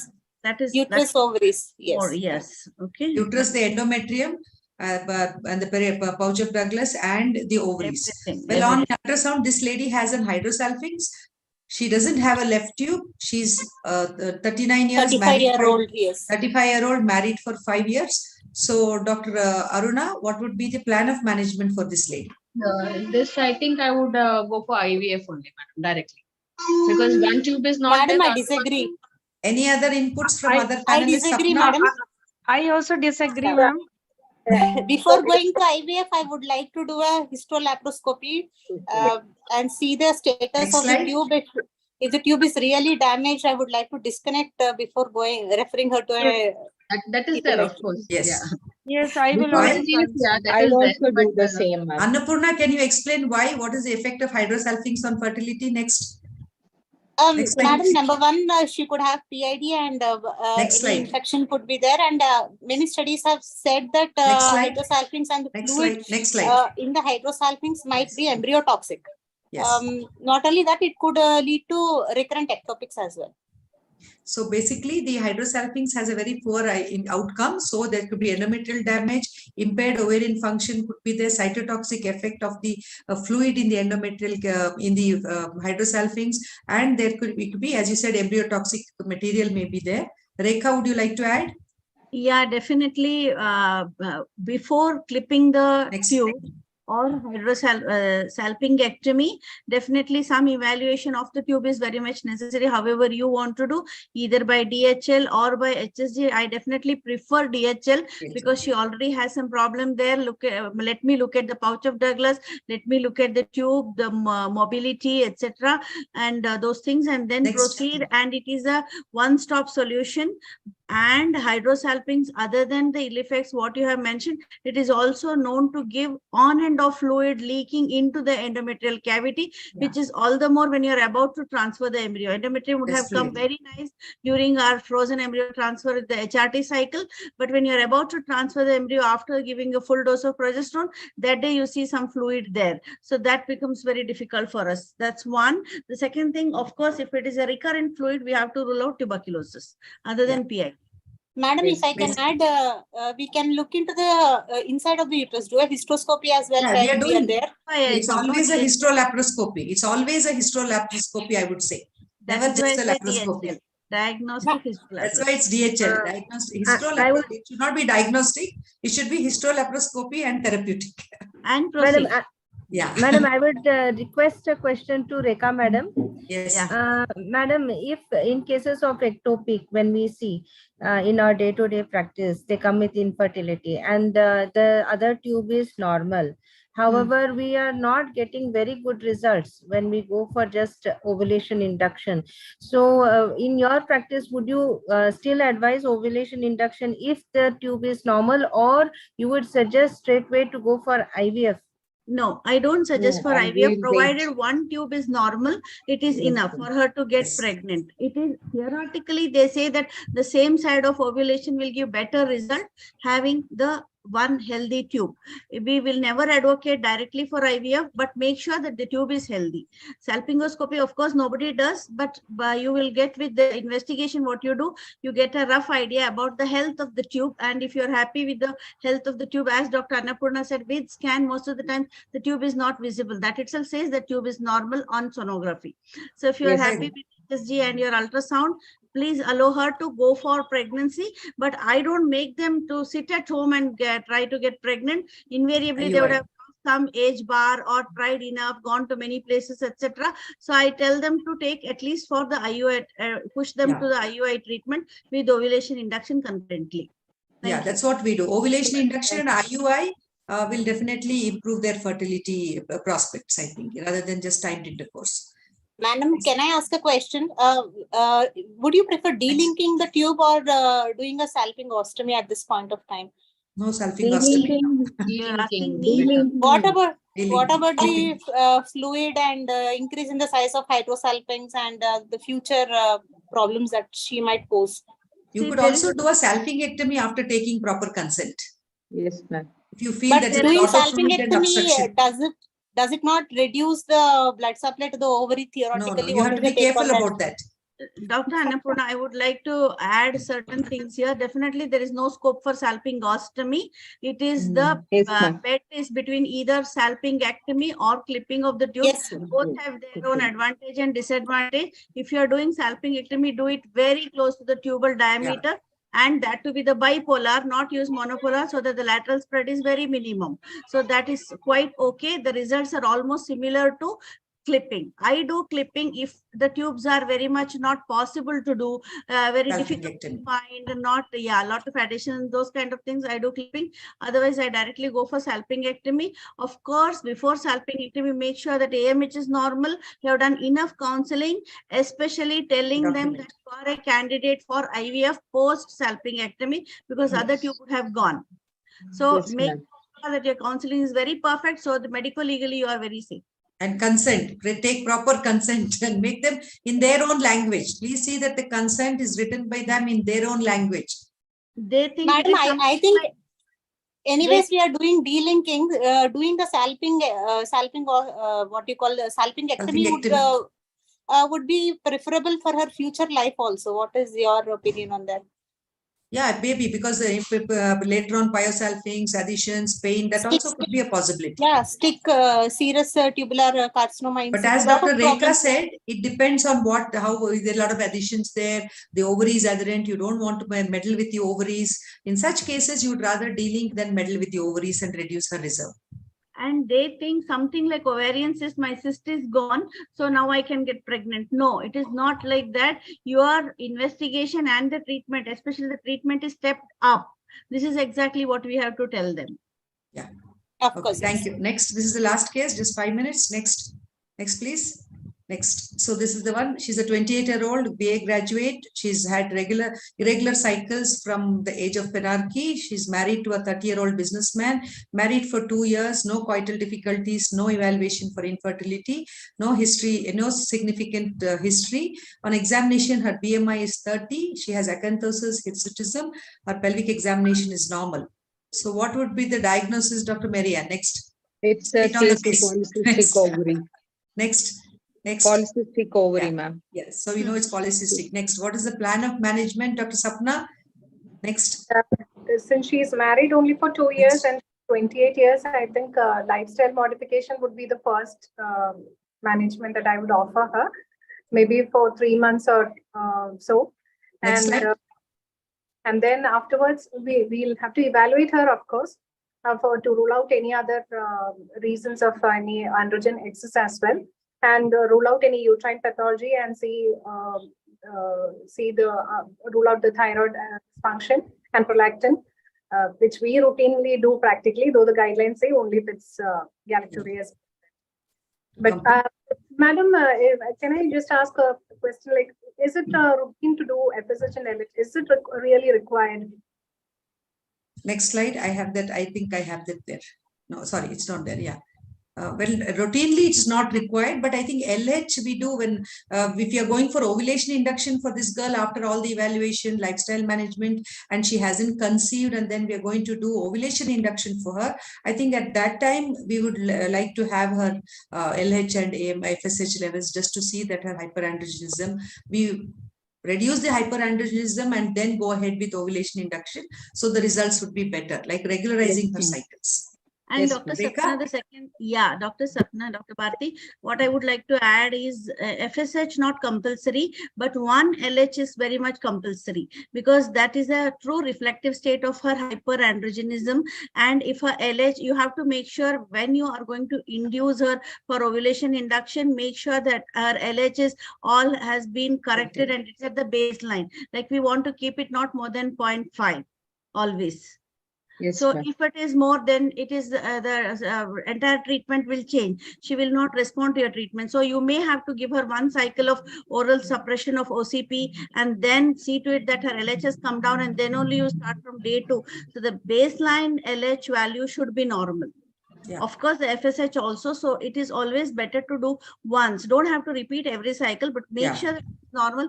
And then yes, once you have started the treatment, it becomes a very messy thing. She would not show up any follicles coming up.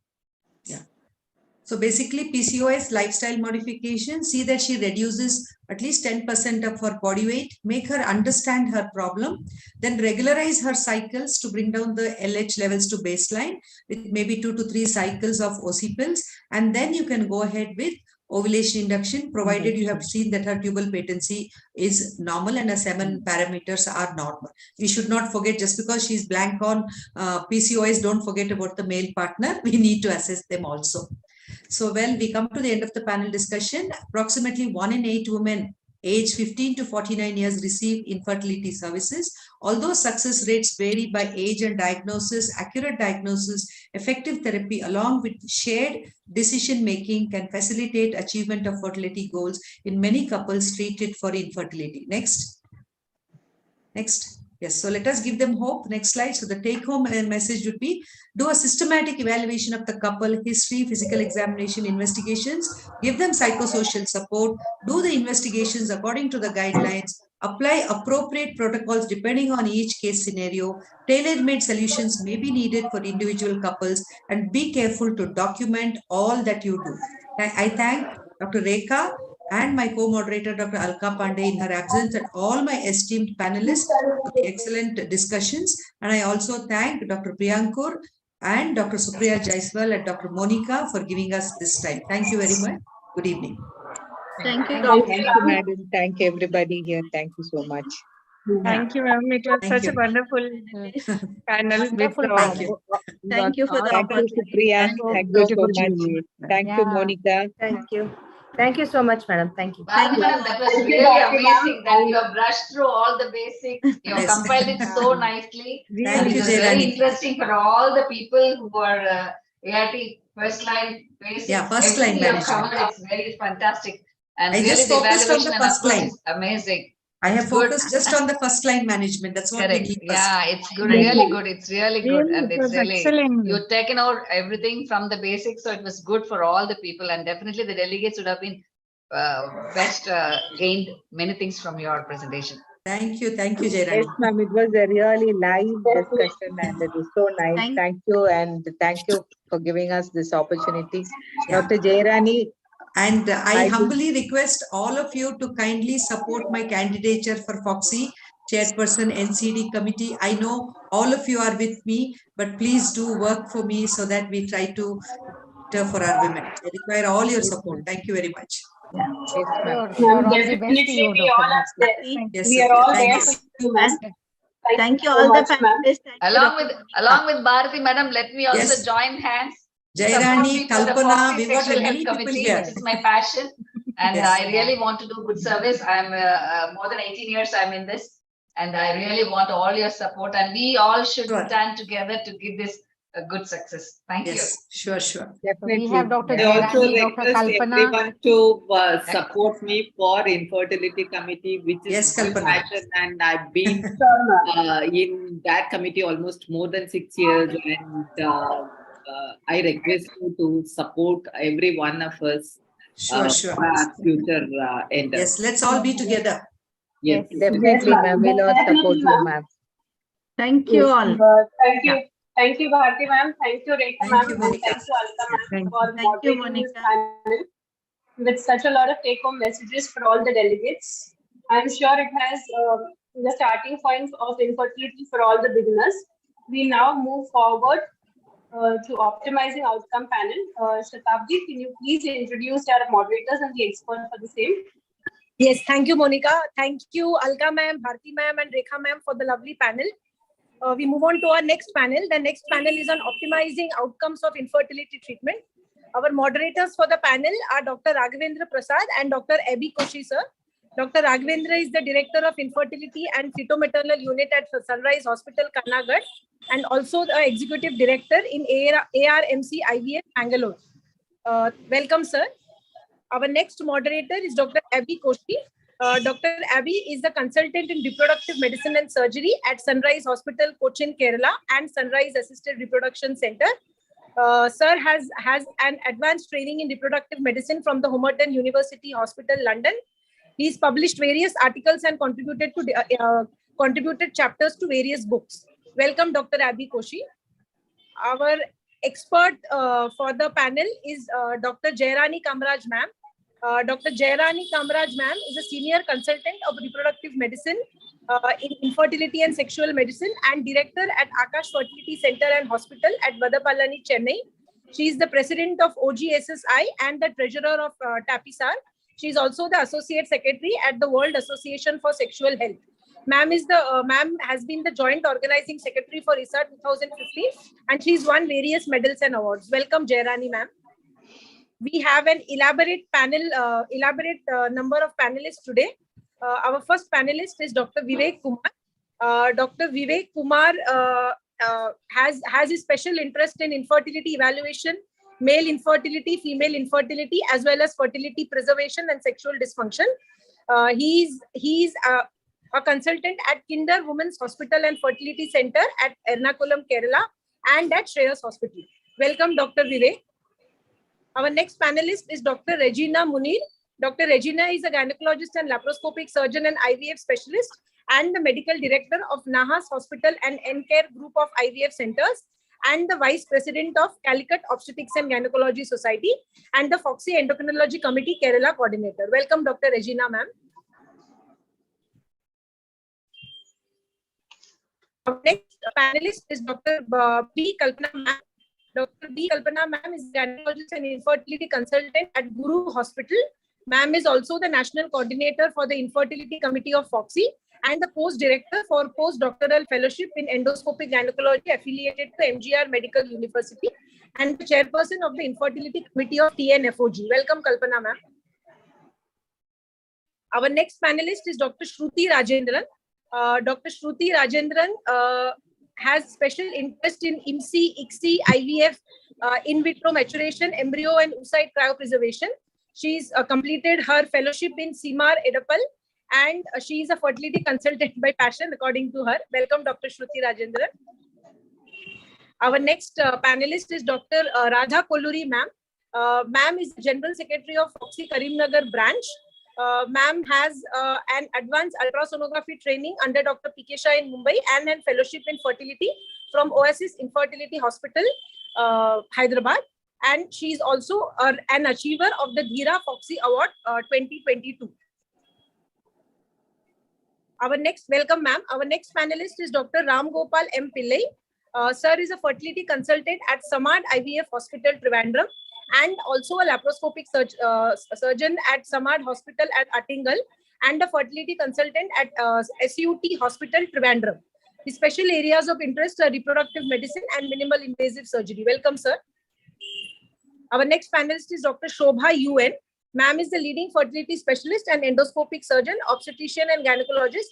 with over 15 years of experience in infertility and women's health, with a fellowship from the Kiel School of Reproductive Medicine, Germany. And she is a life member of IFS, IMA, and FOGSI, and presently the secretary for the Kasoga Infertility Committee. Welcome, Shobha ma'am.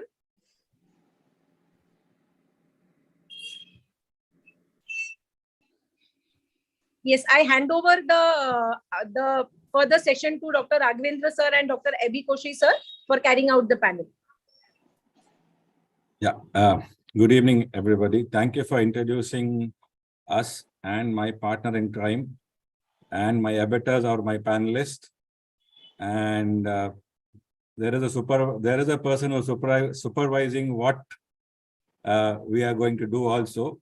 So thank you, and thank you the organizers for giving us this opportunity. And let me just share my screen.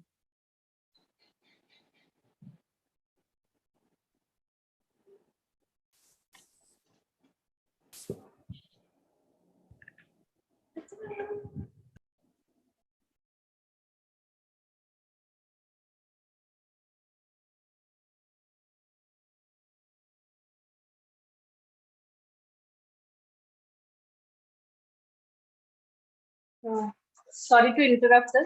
Abhishek, Shobha madam is trying to join in, but she cannot connect to the audio. Can you just help her?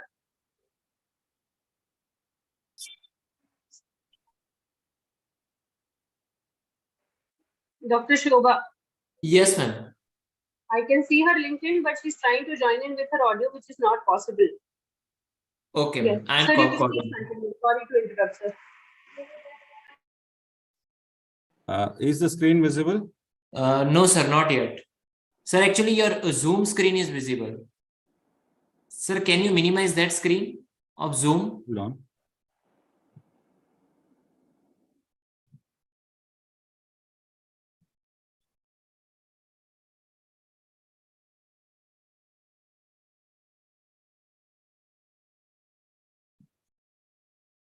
Sir,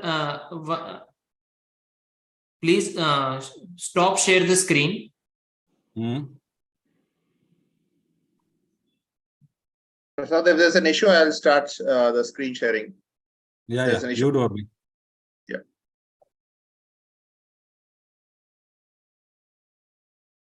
Yes, sir. Just make it full screen, sir. Yeah.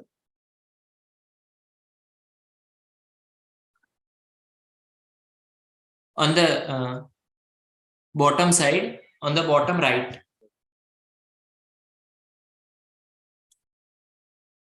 Yes, sir. You getting that? Sir, click on that resume slideshow. Yes, yes, yes. Well, shall we start? Yeah.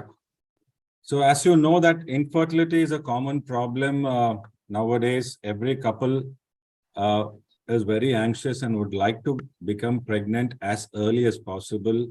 And with the advent of new regulations in ART, treating an infertile couple is not like how it was previously. Obviously, when they first come to you, there are a lot of things which basically we need to discuss. Many of them may or may not be aware of what is correct and what is not correct. So with those points in view, let's start this presentation. When the panelists, any of the panelists, when the patient first comes to you, what are the basic things which you would ask them in relation to your questions? Can I take it, Dr. Raghavendra? Yeah. Yeah, thank you for the opportunity. Yeah. First thing, we would like to ask the couple who are coming to the infertility department after their basic information like the age and number of years of marriage is how many years have they been staying together or how many years have they been trying for a pregnancy seriously.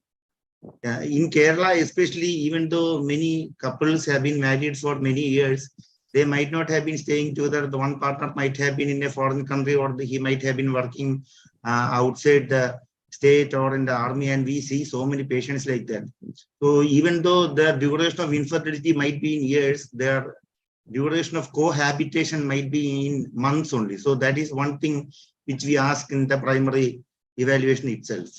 Yeah, And so so when you're coming to that, the cohabitation, when you talk about it, you will have to look mainly at the coital practices, which is commonly practiced by the couple. What exactly would be your advice regarding what the fertile window or the fertile period and how frequent they should have intercourse? And what are the few pointers which you would suggest to the patient couple in view of the coital practices which they would undertake? Yeah, shall I pitch in, Dr. Raghavendra? Yeah, please. Yeah, there is a good point here brought it up, because whenever, as Dr. Ramgopal said, all these initial history and all this marital history has to be taken care, and as he rightly pointed out, this coital practice of staying together will be the first point of history to enter into their coital practices, and asking them properly about what are the exact word I used is, do you have any challenges in your sexual relation, like any kind of coit this time, or I'll ask them generally, do you consider, both of you consider it as satisfactory? But regarding this coital window and the fertile period, one thing I would generally tell the couple is not to excessively focus, because we know these days women are very high educated and empowered. They use all these apps to track their fertility period and the apps, and they exactly have the contact during those days, and rest of the days nothing will be happening. They will be sleeping on different different directions.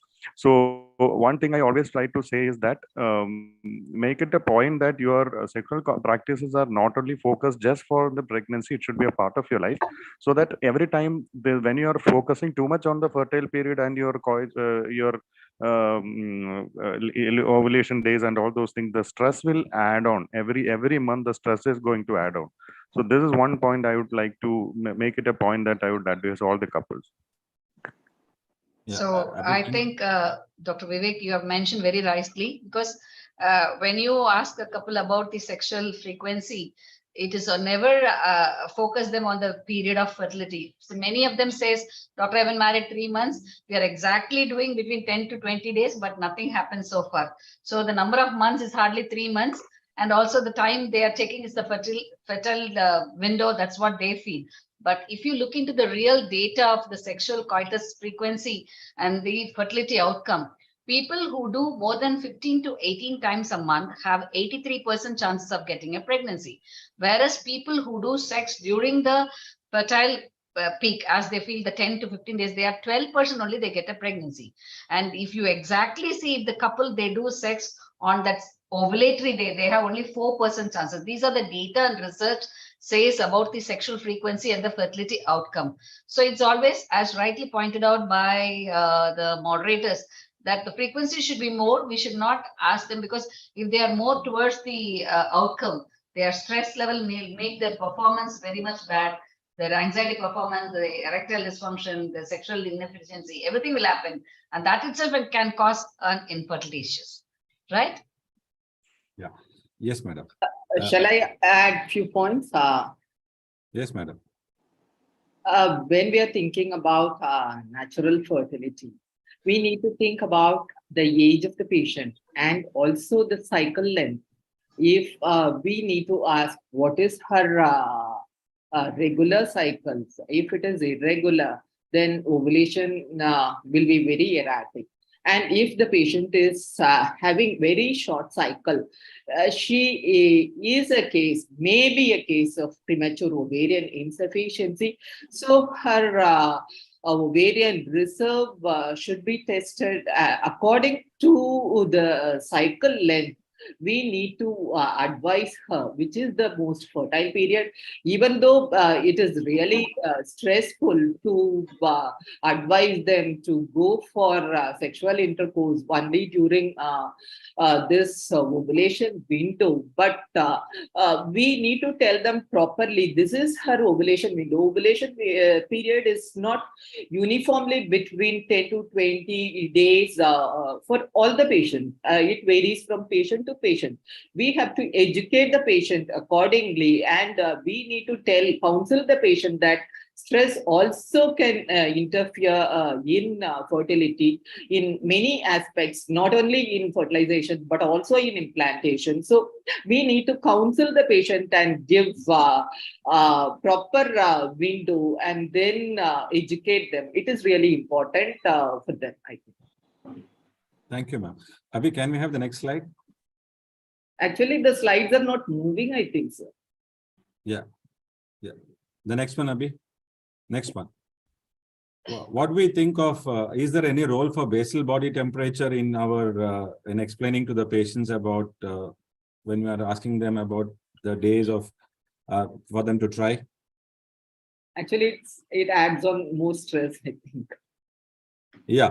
Can we have the next slide, Abhi? Because it's basically it is physiologically based on a 5% degree increase, which occurs usually post-ovulation.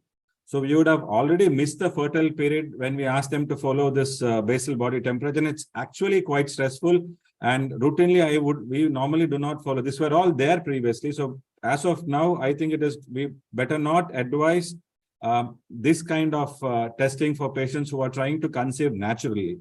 Now, many a times the patients do come to us asking us questions regarding when they should have intercourse, how frequent they should have intercourse, regarding the positions, and do they need to take lie down after intercourse? I mean, these are some of the very common questions these patients do come and ask us during the particular time. So any of the panelists, can you enlighten on, is there any role on importance in any of these factors? Actually, many a times the couple come to us and tell that it may be premature ejaculation or the semen which leaks out after sexual intercourse. They are more bothered about it, and we need to tell them it is we need ultimately one single sperm which has got very good motility to reach the ovum and fertilize the ovum. So we need to counsel them. It doesn't make a great difference as far as their fertilization or pregnancy rates are concerned. Yeah, Abhi, the slides are not seen, Abhi. So I want to add up one more thing regarding the spillage of the semen, Yes, if madam. I'm allowed. So as it is, there are two things that you should understand. Basically, the sperms cannot survive in the acid vaginal pH. So after the coitus, once they are deposited in the vagina, the natural tendency of the sperms is to travel inside the cervix because they are sucked inside. From the seminal pool, the sperms are sucked inside because they travel immediately to the alkaline pH inside the vagina. So the acid pH of, the cervix, the acid pH in the vagina will not allow the sperms to survive. So the active motile sperms will then automatically enter, and the excess seminal plasma which is coming out doesn't have much of a sperm sometimes. So we should tell the patient that the spillage, need not worry about it because the active sperms would have gone inside the cervix. So that is a very important point that we should know from the biologic basis of the sperm survival, which cannot happen in the vagina because of the acid pH of the vagina. That's one important thing that you should add up in your counseling from the scientific point of view. Yes, madam. So that's why we said there's no scientific basis in engaging for intercourse during any particular time of the day. There is no benefit in coital or post-coital position. Remaining supine does not facilitate sperm transport, and there is no relationship between orgasm and fertility.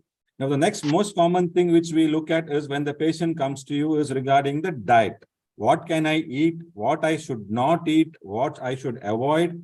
So can we start? What is the ideal fertility diet? Any of the panelists, please? Yeah, diet is actually a very crucial thing, even though we know that we generally you can't have, as we give this folic acid and antioxidants and all those things, whatever give, ultimately giving all this bunch of nutraceuticals and vitamins, the final question patient before getting up from the chair is about the diet. Invariably they'll ask.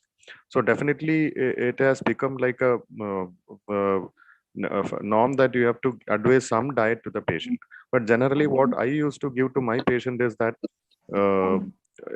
we say that because all these environmental pollutants and toxins are there in whatever we eat. So unless and until we don't have any control on whatever we eat, because none of us are cultivating the own vegetables and fruits are eating.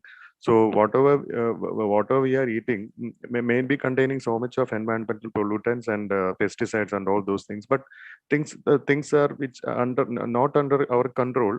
There is no point in stressing on that. But generally, I would like to say them to have a more of this protein-rich diet, green leafy vegetables, and try to reduce the calories generally. And more than diet, I would ask them for a good lifestyle, healthy, active lifestyle also with exercise. Yeah. So basically, when you look at it, if you see that all South Indian people who are from South will have a load of tomatoes and potatoes and everything which we eat. And the highest pesticide containing vegetables mentioned are again tomatoes and potatoes. So that is something which we'll have to look at in future. And also, Abhi, can we have the next slide, please? A folic acid dose of more than 0.8 milligram is recommended, because when you give this folic acid, there is a increase in actually a pregnancy rate when the patient tries spontaneously. But the role of coenzyme Q10 is limited in increasing the likelihood of pregnancy. Now, as Dr. Vivek mentioned, the next most important thing which comes to you is when we look at from the point of view of body weight or exercise. So when you have the image, what you see in the picture, you have an obese man and an obese lady. What would you advise regarding their fertility status and what you would advise them to do? Yes, Dr. Shobha. Anybody wants to answer? Sir, can you hear me, sir? Yes, please. Yeah, so actually obesity is a main concern regarding the fertility. There are so many studies which shows that obesity itself contributes to the fertility. So obesity in a female can contribute to anovulation and hormonal imbalance, thyroid problems, all those things. And in a male, it may lead to a difficulty in ejaculating, difficulties in difficulty in intercourse. So lifestyle modification gives a lot of relief in the fertility, and so many people will conceive with a weight loss and exercises. So usually whenever I see obese male and a female, I advise for a weight loss and lifestyle modification. With these, so many of them have conceived, sir. Okay. Yeah. So ACOG at least recommends at least 30 minutes of moderate exercise per day, at least 3 to 4 times per week. But mind you, too much of exercise, especially bicycling, because I think nowadays everybody is crazy about cycling, and more than 5 hours per week, if you cycle, please do, because that will help us a lot in improving our practice. And next, as we know that the current younger generation is the extremely fat generation. They like to enjoy, they like to party, they like to drink. Now, what is your panelist opinion regarding alcohol? Effect is not been clearly established, I think, for alcohol, but heavy drinking is better to avoid. That may cause decrease the sperm count, and sexual frequency also decreased. Yeah, correct, Dr. Reddy. Yeah. Motility also will be decreased. Yeah. Yes. Sperms will also be decreased with a lot of consumption of the alcohol. So, so better to avoid when attempting for pregnancy. Yes. So practice committee of ASRM says, okay, you can drink 2 pegs at least a day, not more than that. Yes, chronic alcohol dependence is better to avoid. Yeah. But there is no other evidence suggesting that alcohol may harm the sperm concentration or the other factors, as Dr. Rajina rightly mentioned. But I think better we don't put out this guideline to a patient. Probably he would have stopped probably he would have somehow forcibly stopped Started. drinking. No, he would have been drinking, but for this purpose, he would have been stopped for the last 6 months, at least for the fertility purpose, totally teetotaler. But again, this can give him a this one. But definitely, Yeah, this and is not for secondly, the patient. This is alcohol only for the will- gynecologist. Information. information. Yeah. And especially in case of the males, the alcohol can cause an increase in the desire, but in the trial, when it comes to the thing, it can impede the normal coitus only. So that way also it can reduce the fertility in those people. Yeah. And high level of caffeine consumption also we have to reduce. More than 5 cups per day is not advised. Yeah. Correct. So generally, another point to be added is if there is an alcoholic, they have a liver problem that may add on to the hormonal changes of the estrogen level in the men that can cause an impact on the seminal count and other things and sexual performance also. So all these things definitely 4 pecks a week definitely will have a low count. That is what they say.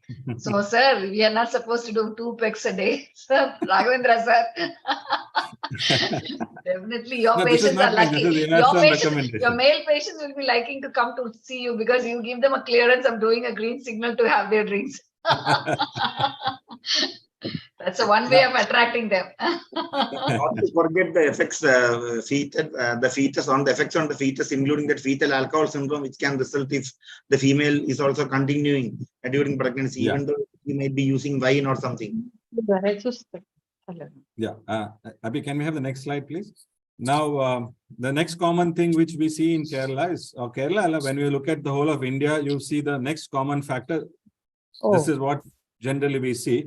So what would you opine regarding this particular habit? Strict no.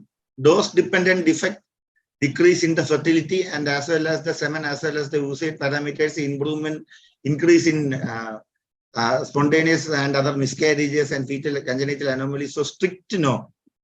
No point in reducing, you have to strictly stop it. That is my advice to my patients. Including passive smoking, not only active smoking shouldn't be present. If you are trying to conceive, don't be near a smoker at least. Okay. Again, this is I'll talk about only the last sentence. There is limited evidence regarding clinical infertility, but cessation of smoking is advisable to increase fecundity. This is not my words. This is what ASRM has given as a practice committee guideline. So can we have again the next slide? Now, these are the next newer pictures which have come, newer things which have come, what we call as endocrine disruptors. Now, this is again gaining importance because these have been shown to affect the sperm and the ovum quality. So if you look at it, I'll just go through this. There's maximum pesticide residues in grape, tomato, and peppers, which can cause decreased sperm motility and morphology. You use cosmetic, fragrance, sunscreen, detergent, shampoo, conditioner, lotion, and also toothpaste, which can affect the sperm quality. If you are drinking a lot of bottled water, using a lot of processed food, lot of achar bottles, ready-made achars, it can bring, and plastics, it will affect your, because of bisphenol, it can affect oocyte maturation and quality. So these are in general regarding the basic factors which influence natural fertility. Once the patient has tried and you have given all types of medications and they have not conceived, the next probable treatment option which you look at would be IUI. So to take you through the stream of IUI, I would call on my co-moderator, Dr. Abhi Koshi. Dr. Abhi, over to you. Yeah, good evening, everybody. Now, IUI is something which is very treatment, and most of our patients also know so much about the treatment that they come asking for you for that treatment. So we have this couple, a 34-year-old lady who's been married for 3 years, and like what we discussed earlier, they have not really lived the 3 years together. Husband is older, she's got regular cycles, a reasonably okay BMI, and a sperm count which is slightly on the lower side, but not really, really low. So they come for you with a request for IUI. So Dr. Shruti, what do you think about this couple? Are you something you would be preferring IUI for this couple, or would you be recommending something more than that? So I would be asking him how long is his stay with a wife. If it's for more than 2 months, then we can try a cycle of conception and then advise her for IUI. Otherwise, the sperm count is reasonably normal and she has regular cycles. Her age alone is a factor, which is 34 years. So I would check her AMH and her ovarian reserve. If everything is normal, 1 cycle I'll wait. If there is a poor ovarian reserve or he is not staying here for more than 1 month, I would directly go for IUI.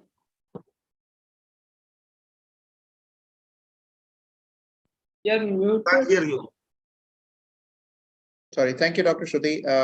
We're just having a lot of thunder and lightning here. That's why I just muted myself. Okay. So, Ram Gopal, when you look at IUI for this couple, are there any markers which you feel are important, which tells you, okay, these are the patients who are likely to have a better success compared to, say, any average patient? What are those factors which you think helps you in getting good results? Yes, sir. Primarily, it would depend upon the age of the female partner. If it was a younger partner, this patient's age is around 34, slightly on the higher side, but she has only been married for 3 years and they have co-inhabited for half a year only. So, age of the patient will be the first thing, and secondly, 2.5 years, no? That two cohabitation, 2.5 years, no? He's living abroad. 1.5 years only. So husband is living abroad. Would be the first thing, and secondly, with the age or with the help of AFC, or as our doctor has mentioned about AMH, we can see the ovarian reserve, so we'll know how much time we have or how much time we can afford to lose before moving on to a treatment like IUI or the next step.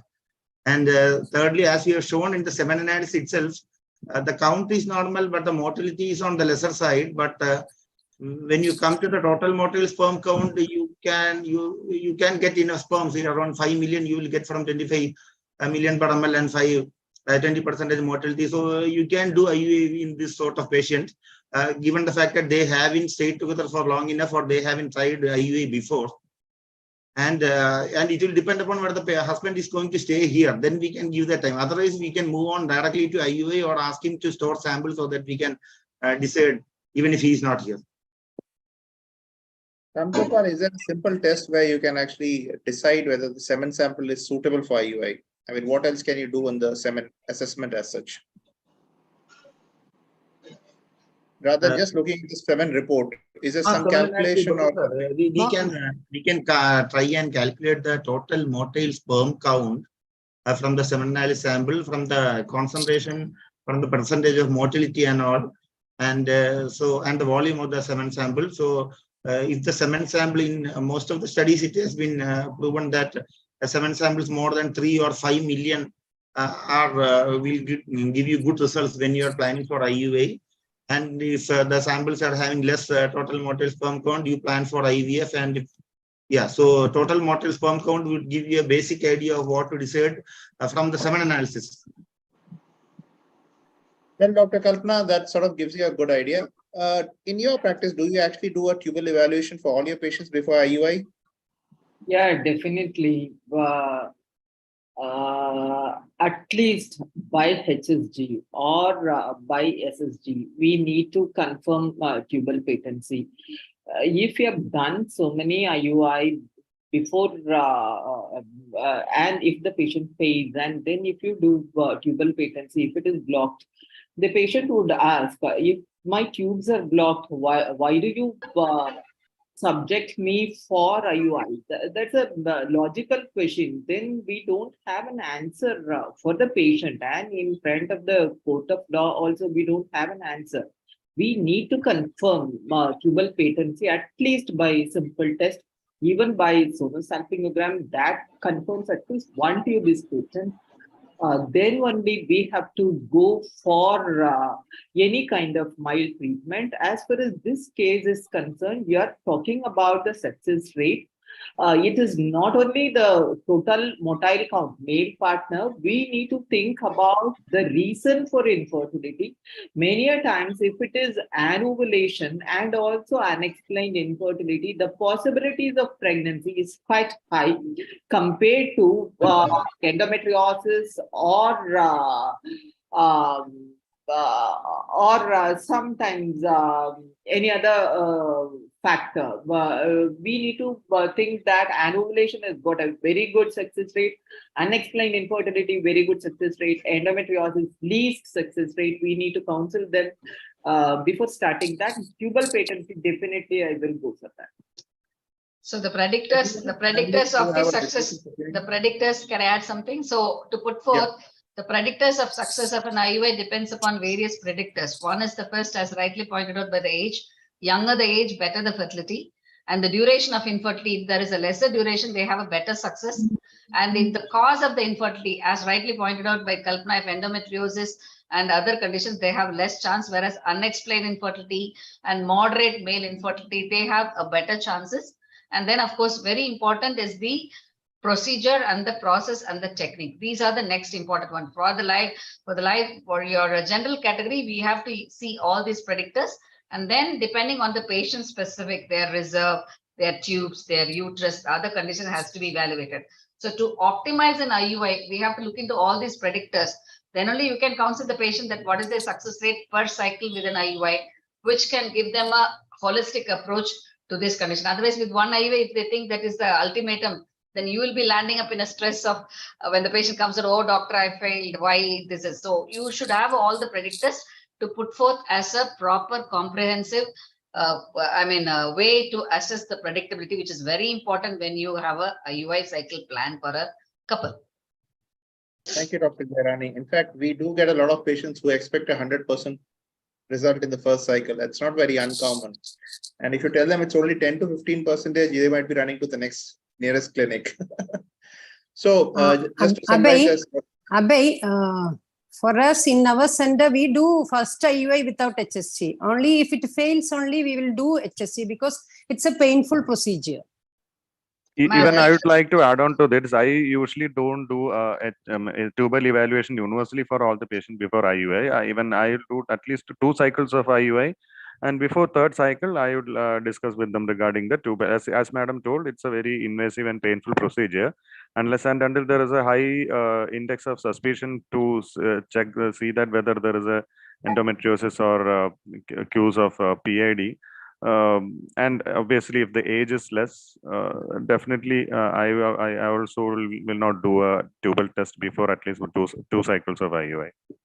I just want to add up, Dr. Vivek and other people, I just want to add up, if it is a male factor, for example, an azoospermia, a donor procedure, or a moderate male factor, if that is the criteria, and if you feel that everything looks normal for the women, you can say that way. But don't put it as a blanket thing that I won't do first 2 cycles. No, madam, by ultrasound, we can know that many of the things we can know by the ultrasound. I know, but only if hydrosalpinx for. See, why the indication? What is the indication for your IUI? That is very important. If your indication is an unexplained, when you call it unexplained, you will classify them after doing all the tests. Then only you will know as an unexplained. Then only you will subject them for IUI. You can't take IUI for everybody. For a donor program, you can do without a HSG. And also for sexual dysfunction. For a IUI, if there is an indication, it should be included a tubal evaluation. Yes, and also for IUI, the morphology is also very important. No, but even X-ray guidelines, which is saying about polycystic ovarian disease, where the tubes are not definitely involved, maybe in endometriosis tubes may be involved, but even in PCO guidelines, X-ray and ASRM guidelines correctly pointed out that tubal evaluation is mandatory before you go for any kind of mild stimulation. Even in a male factor, if you think that the patient has got a mild male factor, for that you are going for ovulation induction IUI. What guarantee do you have she doesn't have tubal factor? You can't just like that judge your tube that it is patent. How do you do that? If you have a hugely enlarged hydrosalpinx, obviously you can be very sure that the patient has got a tubal disease. Otherwise, mild tubal disease, how do you confirm that the patency is there? I don't think without confirming patency, you can't advise even natural cycle, ovulation induction with natural try also. I don't think we are wasting patients' money, energy, time, and also our time. Without testing tubal patency, you can't just like that delay the duration, I think. I think the difference of opinion is basically coming because of the reason that the pickup rate for tubal disease is very different from different parts of the country. Yes. Now, when you're looking at Western guidelines, you need to understand that PID and tubal problems are very common there. In my state, tubal problems are rarely seen. You might do 100 HSGs and you might find out one abnormal case. That is why in certain parts of the country, you would not do HSG as a routine because the pickup rate is so low. But if I move from this district to a different place where you have tubal problems, disease is much more common, definitely I'll put that as my first test before I go for everything else. So I think it's a geographical change which is there. Ram Gopal, you need to add something. And sir, in a set of patients where there is a history of pregnancy loss or DNC or ectopic or something, before you proceed for IUA, you can do. Otherwise, I don't think it is recommended for everybody before you are doing an IUA, tubal patency testing. Right. So we'll just close that topic because it's a very controversial topic and move on. So like what we said, age is an important factor. We know that the best results are with unexplained infertility and the worst with endometriosis. And what we need to also understand is that this duration of infertility is very important. A couple with a very long duration of infertility might have a lower success rate. And these are patients who might actually benefit from something better than IUI. Now, the second thing which we all think about is what stimulation should be using for IUI. Dr. Shruti, what is your personal choice of stimulation for IUI, or do you have different stimulations for different patients? Depending on what the patient is. If the patient is PCOS, I would, and she's having regular anovulatory irregular cycles, then I would go for an ovulation induction with letrozole or preferably letrozole because it will lead to monofollicular development, and I would consider IUI. And if it's a normal regular cycles, we can try with natural cycle IUI itself if she has reasonably tried for 6 months, cohabited 6 months. Dr. Shobha, what do you prefer to get in terms of number of follicles with your stimulation? I mean, do you have a upper limit or lower limit?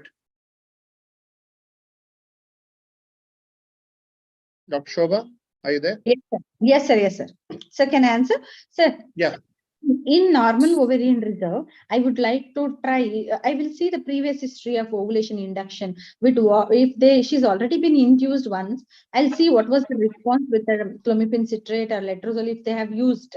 If there is endometrial thickness and number of follicles were not good with the tablet, I would like to change the stimulation drugs.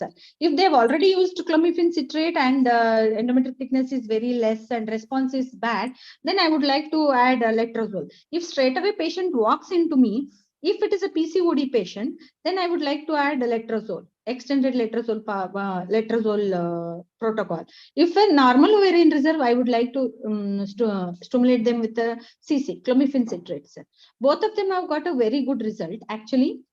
But in case if as the cost of IUI is little more compared to TSI cycle, I would like to add gonadotropin also. I will counsel the patient regarding the cost of the gonadotropins required for the stimulation, because study shows that the follicles which have been developed with the gonadotropins and the endometrial quality will be good with the gonadotropins compared to tablets.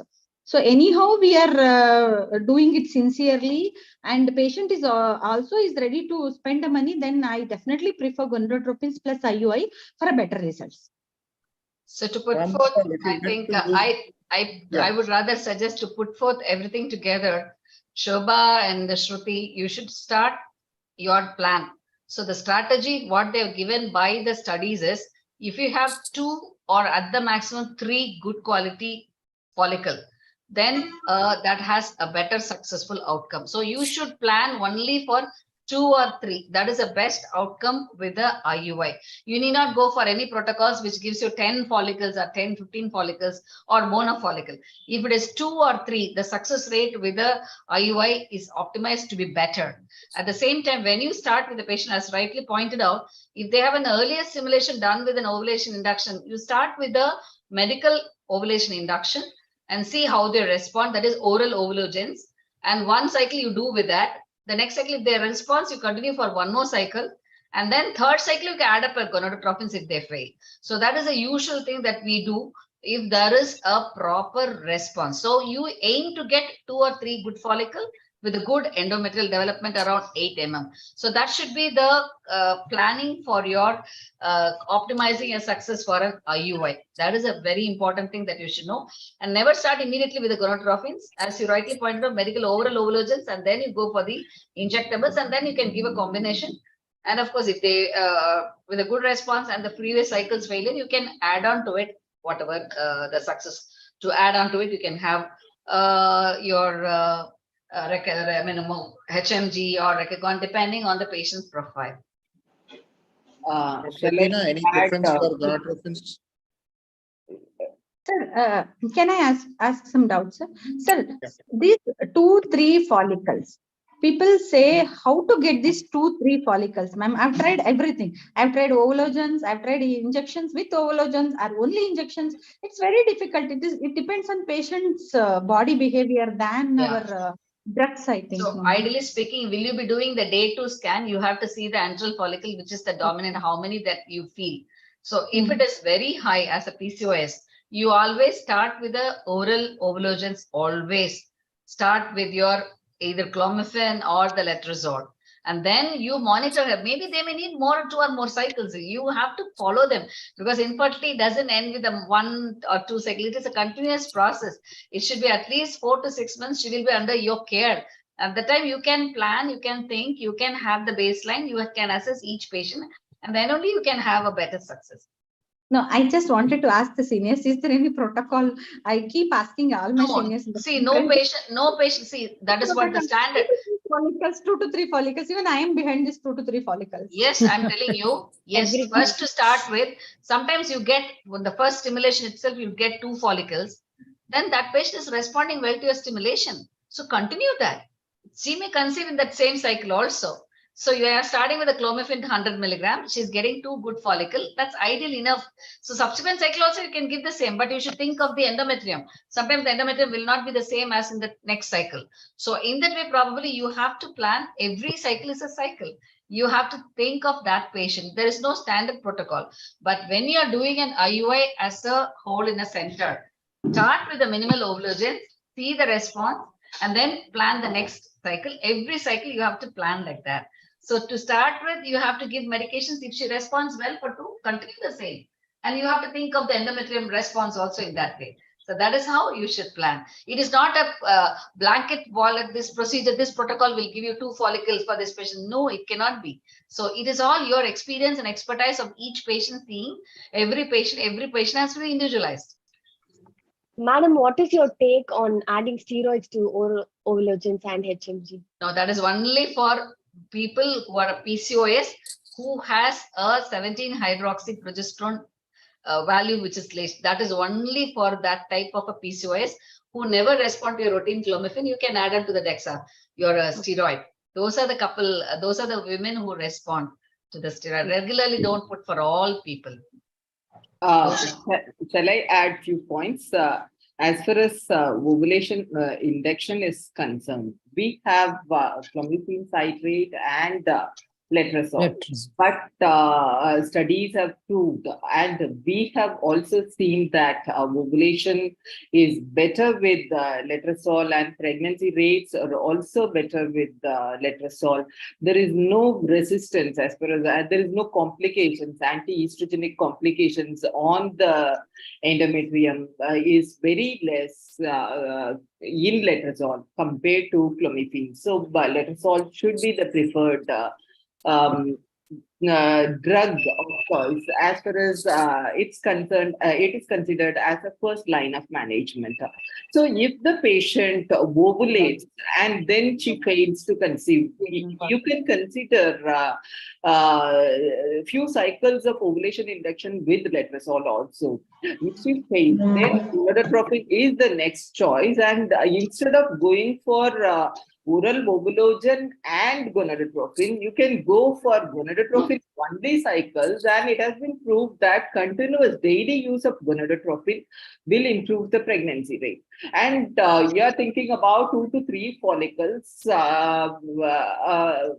Literature-wise, we need to shift the patient if she has got more number of follicles through IVF, but it is really difficult in the practical life to counsel the patient for IVF when she is mentally and physically, financially prepared for IUI. Shifting the patient to IVF is going to be really difficult, and you should be able to manage even mild ovarian hyperstimulation if she gets 3 or 4 follicles. It may not be sounding good, but practically it is difficult to cancel the patient when she gets 3 or 4 follicles. She will ask you, will I have 1 or 2 follicles in the next cycle? The answer will be really, really difficult. So we have to counsel. There is a possibility of mild hyperstimulation and there is a possibility of multiple pregnancy, but still we have to get the opinion of the patient, and the dosing of gonadotropin we have to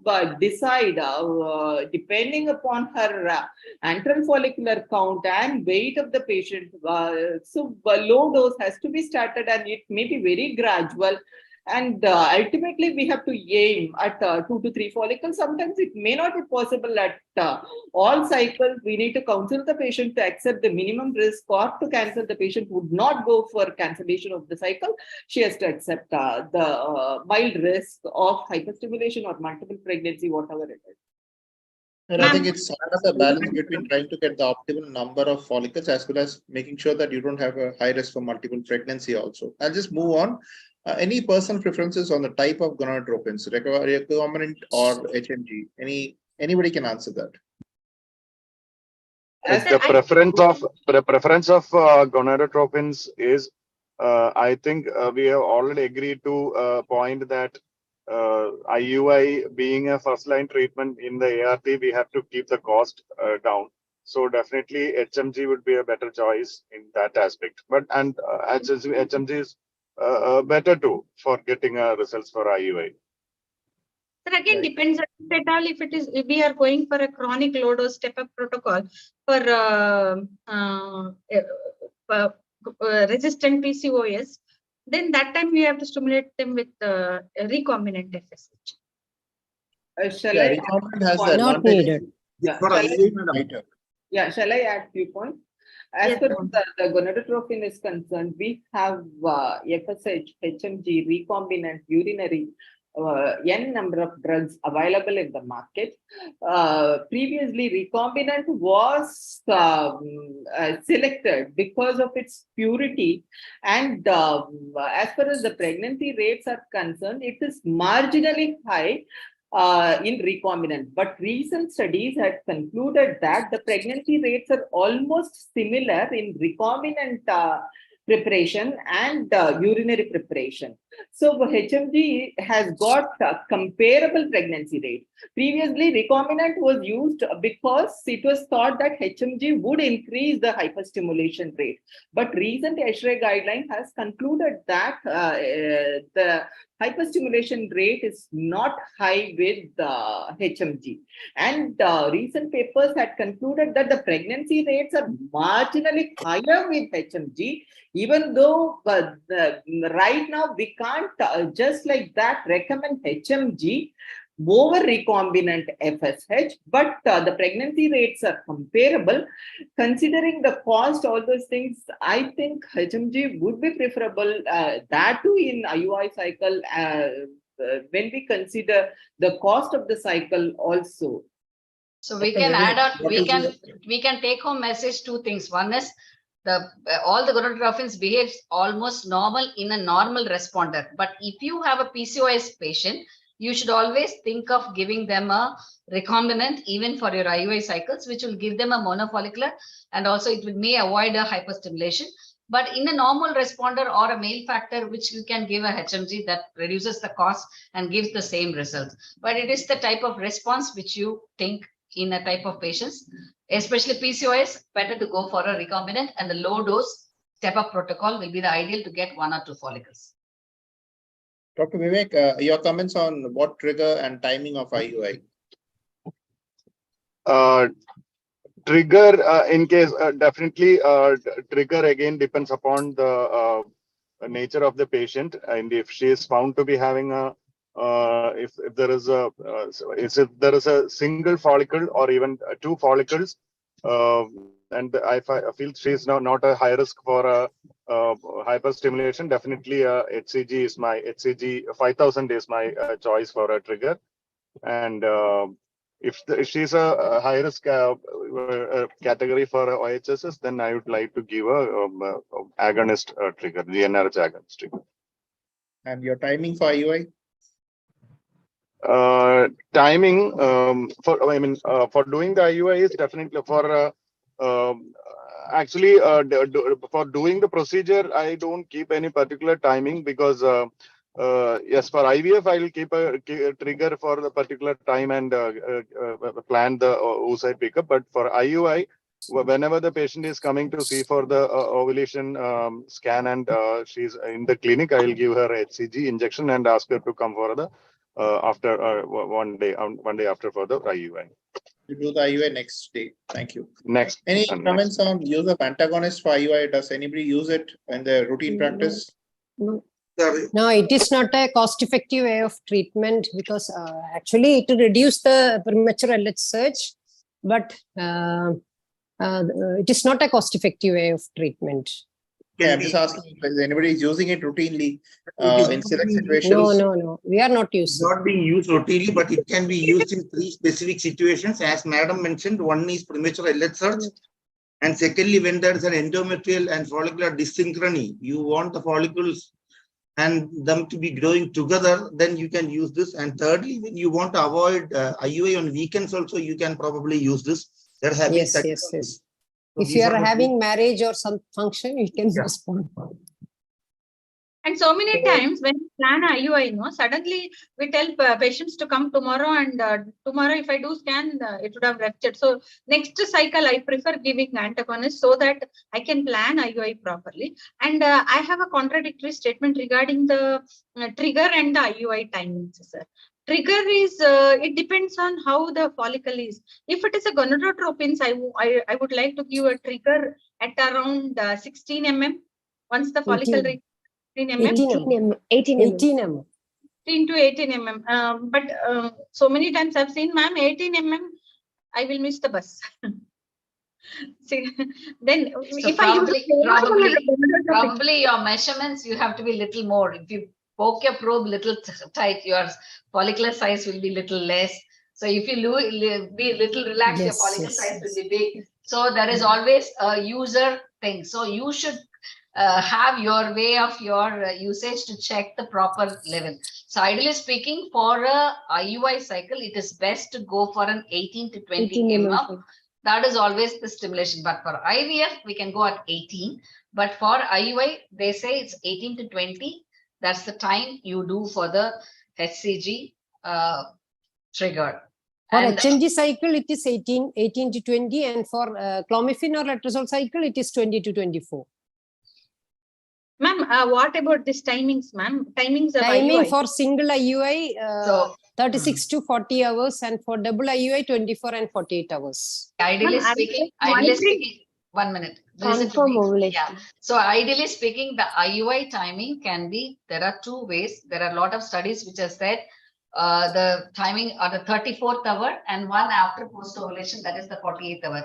But any IUI planned close to the ovulation will give you the best success. So one best IUI close to the ovulation. So if you are monitoring, if you have your own ultrasound, you will be monitoring morning and evening. If you see the ovulation happening, then you do the IUI, that will give you the best success. Instead of making that, sometimes it is very cumbersome to have a scanning. You do 34th hour, one IUI. and then you check the ovulation and do one more IUI if there is a thing. But there are all studies, all the research have proved that that nothing has a better success. Both are almost the same, but anything close to the ovulation is the best one. Madam, when will you give the trigger for 34 hours and 48 hours? Pardon? When will you give the trigger?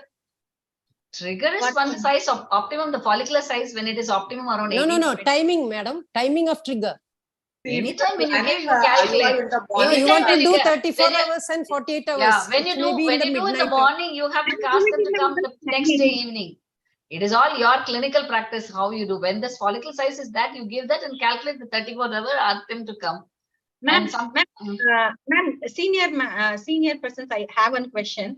See, if what is your experience while doing IUI? It is post-rupture is got a better result or a pre-rupture has got a better result? That's what, anything close to the rupture. I always do a post-rupture. We have a center exclusive for the fertility. For 30 years I'm practicing. So always we check the ovulation morning and evening. So once you trigger that time, they come in the previous day, there's no rupture. In the morning you rupture, you do the IUI close to the time. They have a better success. But in places where the patient cannot commute, they cannot come, you ask them to come on the 34th hour, check for ovulation and then do an IUI. If there is, then they ask them to come the next day, check the ovulation and do one more IUI if they want. That's it. It all depends upon individual approach, your availability, the patients come, I mean, their convenience, everything matters. So simulation, as we all discussed, is important, and the timing of IUI also helps. But we also know that you need to keep an eye on the multiple pregnancy report. There have been a lot of data on types of gonadotrophins and all, but the general consensus is that whatever use, the results are good compared to just oral ovulagens, and there's no difference between the urinary and recombinant. Antagonists will not improve pregnancy rate, but there are some studies which show a difference, but again, they are very small studies and you should be very selective about using it. Now, the size also, the data is that there's a lot of conflict in data, and many studies have shown that the size, small difference in size does not make much of a difference. And any IUI between 36 to 48 hours, if you're doing a single IUI, is good enough. There is, I'll skip this thing, but it's again important to make sure that all your paperwork is complete with the current guidelines. Make sure that the proper consent form is taken. And if you feel that there is an issue about who the husband is or the wife is, you can put an ID proof also to make sure that you are doubly safe, but it's not a standard recommendation. Now, is there any recommendation you give to your patients, Dr. Shruti, about abstinence in terms of IUI? No, sir. I would like to ask the patient to be having her intercourse along with IUI, which the ultimate motive is to increase the number of motile sperms during ovulation. So it is always better to have intercourse. Along with that, we can do IUI. There is no need for a particular number of days abstinence, which will I think that's very decrease the important number. because many patients, they just stop having sex when they are doing IUI. So you have to tell your patients that they should have regular intercourse, and that helps, especially when you have an early ovulation or something and you miss the bus. Any specific recommendations where you would definitely like to do an double IUI, Dr. Ram Gopal? Sir, in some, we are doing single IUI for most of the patients in our center, but double IUI will be considered for subset of patients. When we have a doubt that whether the follicle has ruptured or not, those patients might have an advantage if we use double IUI. And in cases whether donor IUI used, so that there are no more available sperm from the husband's part, which can help in those patients for increased pregnancy. When the husbands are out of town and they have stored samples, then we can use double IUI because that will increase, that might increase the chances. And when there are substandard male semen parameters, these are the 4 conditions where we might consider double IUI. Otherwise, we do a single IUI for most of our patients. Now, we are aware that cryopreserved sperms have a lot of shorter half-life compared to fresh samples. And because the new law is about using only cryopreserved samples for donor IUI, would you be recommending double IUI for all donor samples? If you keep the cost part apart, anybody can answer that. Not for all. So not for all. It is need not be all. So there is no standard recommendation like that for the donor. You have to go for double IUI. It is a good one proper IUI post ovulation or close to ovulation is ideal. And if the patient, sometimes they may insist, if you fail 2 cycles of donor process, they will be asking for double IUI. And then you can tell them that you can do it, especially for the donor. It's not a standard recommendation to have double IUI for the donor program. Yeah, that's a nice answer, because again, we are talking about costs also. 2 IUIs definitely will cost double. So you have to be very careful about advising your patients. Now, this is that data about abstinence. Again, shorter the abstinence, better the semen in most cases. And it's also important to make sure that your lab is equipped well so that you don't waste too much time after the semen is collected. Processing time should be fast, and you should be doing IUI as early as possible without compromising on the quality of preparation. Anybody who uses ultrasound during IUI, have you had any better results, or you find it easier to do IUI? We find it easier to do IUI, sir, because we'll come to know where is exactly the OS is in antiverted and retroverted patients. So for our satisfaction, sir, and the injury will be very minimal. And patients also feels comfortable with ultrasound. We can show them. It is always better to go for ultrasound guided IUI, but practically it is not possible. And simple IUI will be sufficient. And there are a few contradicting studies. It's not like embryo transfer, which should be very smooth and uterine contraction should not be stimulated. But here in IUI, we need uterine contraction to push the sperms towards the tube where fertilization happens. So even difficult IUI, which stimulates uterine contraction towards the uterine tubes, will increase the pregnancy rate. These are the studies. So I don't think we need to go for smooth insemination, always ultrasound guided. In tight pause, or if you suspect some, if always a single IUI will be better, we have already discussed. If you have planned for 2 IUI, first IUI is difficult for you, then second cycle you can plan for ultrasound guide, but not routinely ultrasound guided IUI is needed for all the patients. So even if we irritate the uterus or one thing I want to add up. So you people should see how difficult it is to do a IUI with a bladder full, because the patient will be very apprehensive, because you need a bladder where only you can see, then visualize the your endocervical canal and other things. If they are overfull, it will be very difficult. So for IVF, it's different. But for IUI, it's very difficult, unless otherwise you find any difficulty in your previous IUI or in any of the procedures that you have done. There is a difficulty in the endocervical canal, or it is difficult in the internal os, or it's very angulated. Then you can do a little bladder partial fill up. That will help to make the endocervical canal little straightened. Even you can use your cuspo speculum to have a little levering out to make it straight, and that will help you much more better. Because IUI is, you just have to cross the internal os and then put it inside. That's all. You don't need much of any ultrasound guidance as it is. There is no better pregnancy rate with ultrasound guided, unless otherwise you have a difficulty, or you have some type of a uterine anomalies like a diadelphys uterus, or it is some type of a uterus. Then you can go for an ultrasound guidance, not as a routine. Even if we irritate the uterus, no better benefit also. Even if we irritate the uterus, so whether the IUI catheter is blood stained or whether soft catheter or hard catheter, it doesn't matter, because implantation will take place after 5 days only. Right. Any comments on any of these situations which you find during your IUI? All these 5 points. Anybody can answer this. I mean, when you find any of these things, what do you do? Pardon, sir? Yeah, still there are a lot of pregnancies with this type of a difficulty also. When you have a difficulty in visualization of the cervix, then it should be a bladder which is full. Ask her to empty. Sometimes if it is a previous myomectomy or a cesarean scar, it will be pulled up and you may have a difficulty. You may need an ultrasound guidance, or you may have to have a tactile, and even you can do an you can do an insemination. So it's not a problem. And bleeding from the cervix, If it is there, then it is very difficult to convince the patient for your IUI. Sometimes when you catch hold of the lip, and if there is a bleeding, no need to worry. That will that's no way affect your outcome. There may be a little release of prostaglandin, which may cause a uterine contractility, but not very bad as you think. But always be gentle for a better comfort. Difficult negotiation, yes. There is a way that you can use your manipulating your Cusco's blade. You can just manipulate it. If it is acutely antiplex, you just depress it so that the canal may be straightened.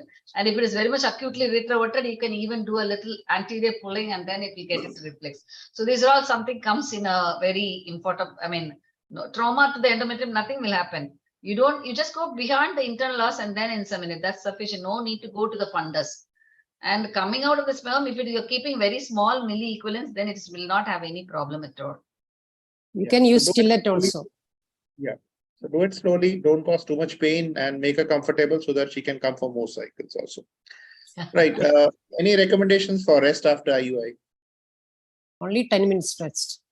That also not needed. Yeah. No. So it's a short rest just to make them happy. That's all. Yes. Madam, no rest is not wrong, ma'am. You must advise IUI rest after. Yeah. IUI. 10 minutes rest. It's just 20 simple. minutes. They have given a standard one. 20 minutes you give rest. That will improve. For embryo transfer, there is no need for rest. But for an IUI, there is always a need of rest. 20 minutes you give, that will help that for a better success. Why the sperm will reach the tubes and within 15 seconds, I think. No, yeah, within few seconds it will be reaching. Reaching. But they have given all the studies have proved that if you give 20 minutes, there is a better success. That is what it's given for IUI. IUI needs a rest, not for IVF even. Embryo transfer doesn't need any rest. Well, we'll move on to the luteal support part. Is it routine for all of you to give luteal support after IUI, or you do it in select situations? For controlled ovarian stimulation. Yes, ma'am. For controlled ovarian stimulation with the gonadotropin, we give luteal phase support. And if we are using clomiphene for IUI, no need of luteal support. If we are using letrozole, we can give. Right. Any difference of opinion? And how long would you give it? 2 weeks? Is it good enough? 15 days. 15 days. Good. Anybody adds other things like HCG and all? No need for IUI cycles when you do a control, as rightly pointed out in the ovarian stimulation. If it is with the gonadotrophins, then you may have more, luteal phase defects, especially in a PCOS and ovulation, where they need a luteal support, which will improve the chances. But no need to add on any other drugs as you do in IVF. Yeah. So no, not routinely. If you're using gonadotrophins. If you are giving agonist for trigger, then what is the luteal phase support? Yeah, then you should increase the dosage. Ideally speaking, you give your 400 means you have to give 600 milligrams of your micronized progesterone. That is the one thing that you have to increase the dosage of your progesterone when you are giving an agonist trigger. If you have more than 3 or 4 follicles and if you are giving them an agonist trigger, increase the luteal support. The micronized. And when you start, madam? When you start? Yeah, immediately after the IUI, yes. When the rupture happens, you have to start. Okay. When the rupture happens, you have to start the luteal support. For all, only for agonist trigger. No, for all the stimulation you can give. It is always, see, why we are giving a trigger. You tell me why you are giving a trigger. She will anyhow ovulate. Sometimes she may ovulate. But why you are triggering? For timing. Yes, tell me. For timing of IUI. No. I'm telling you, I'm asking you one question. Why you are giving a trigger, a HCG or a thing? Why you are giving? For normal cases or IUI Anybody, cases? for your IUI cycles, you all trigger. Why? Otherwise, even with that, will she not ovulate? Yeah, yes. She will ovulate. Mainly if the eggs will not be over mature. No. You are giving an LH trigger to make the meiotic division of the oocytes to get matured. So that is the one which is very much needed for the LH trigger. So all the HCG, what you're giving, is actually acting like an HCG. HCG, it's acting like an LH to trigger that maturation. So that is very proper if the LH peak is good and it is very much definite. For that only you are giving an HCG trigger.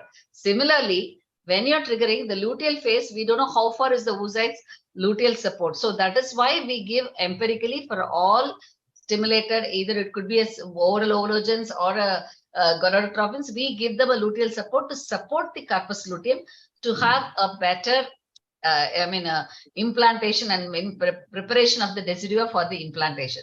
For that only we give. But when you give an agonist, this corpus lutea formation will not be that good as we expect. So that is why we give them a little more of a micronized progesterone, especially when you trigger agonist with an agonist. That's the reason. Additional point is if you are giving agonist trigger in addition to progesterone, it gives estradiol validate. Yeah, yes. Ma'am, I have a difference of opinion. Why give because this HCG has got a high TF. TF is more for the HCG, so it will act for 9 days. But madam is asking when we give a agonist trigger, agonist will act only for 24 hours.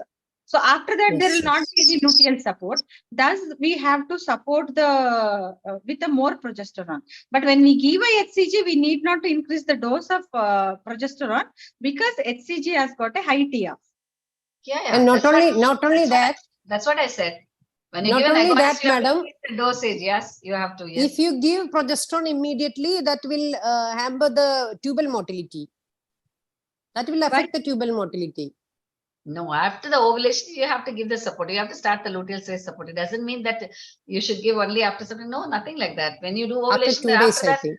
No book says that way. It is after the ovulation, you started luteal support. That's what it's given. After ovulation, Not you yet. start at After ovulation, you have to start. You're not giving with the trigger. You're not giving with the trigger. You are confirming the ovulation and then only you are starting. That is in a IVF cycle where you will be after the oocyte pickup only you have to do. Similarly, after the ovulation, you will do this. That is the simple thing. Don't start immediately after the trigger. It is after the ovulation. That should be started after the ovulation. Even if you want to start luteal phase support a little later, even in embryo transfer, not more than 3 days later. But ideally, we all start immediately after IUI or oocyte retrieval. We don't wait for 2 days or 3 days. But studies had concluded not more than 3 days later. Right. In terms of number of IUIs, we all recommend 3 or 4 IUIs. Anybody who has a difference of opinion or would like to give it for a longer period before going for further evaluation or change in treatment?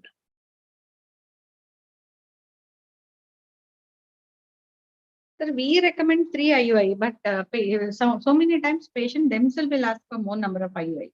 That time we cannot deny the patient. They tell, keep doing IUI, let us see, let us do it for 2 more times, 3 more times, let us see. Then whatever patient says, we recommend. But otherwise, as a doctor, I prefer only 3 IUIs, not more than 3, because as the successive rate will increase after 3 IUI. So there is no meaning in doing IUI after 3 cycles. If we have done a 3 IUI properly, means ovulation documentation, support of the progesterone, and the number of follicles, everything we have done perfect. 3 IUIs we have given the patient. Then also she's not conceiving, then definitely I recommend IVF. But if patient keep asking for more number of IUI, then I say it's a wish. Eventually, we end up seeing a lot of patients who have 3 IUIs in 3 different psych centers. I mean, 3. So that's quite common. So in our center, we have to believe what we have done because we don't know what to happen. So whatever it's important to counsel the patients about the success rates of IUI, the number of cycles, and also you need to counsel them that the cost of 4 or 5 IVF cycles might actually end up with the same as an IVF cycle. So that's also important for the patients to understand. And clearly also, 3 IUIs are equal to 1 IVF. If they don't conceive in 3 IUI, better to go for IVF. Definitely. So we have a lot of data now about how to optimize our IUI results. Patient selection is important. Give them realistic expectations.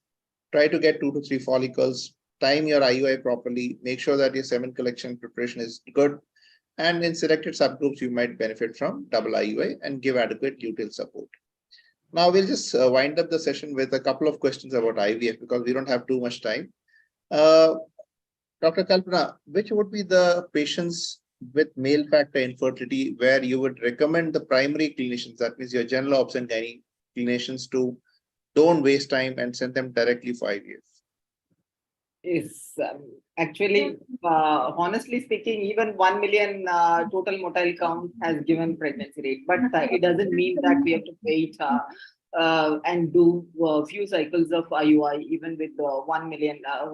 In our center, if the total motile count is less than 10 million, we straight away take the patient for IVF. That is our protocol. We don't go below that. Obviously, the success rate is going to be very less, and we need not waste time as far as the total motile count is considered. Right. Any other points, Dr. Shruti? Sir, less Obviously, than 5. the morphology is also less than 4%. Definitely, the couple is a candidate for FOGSI.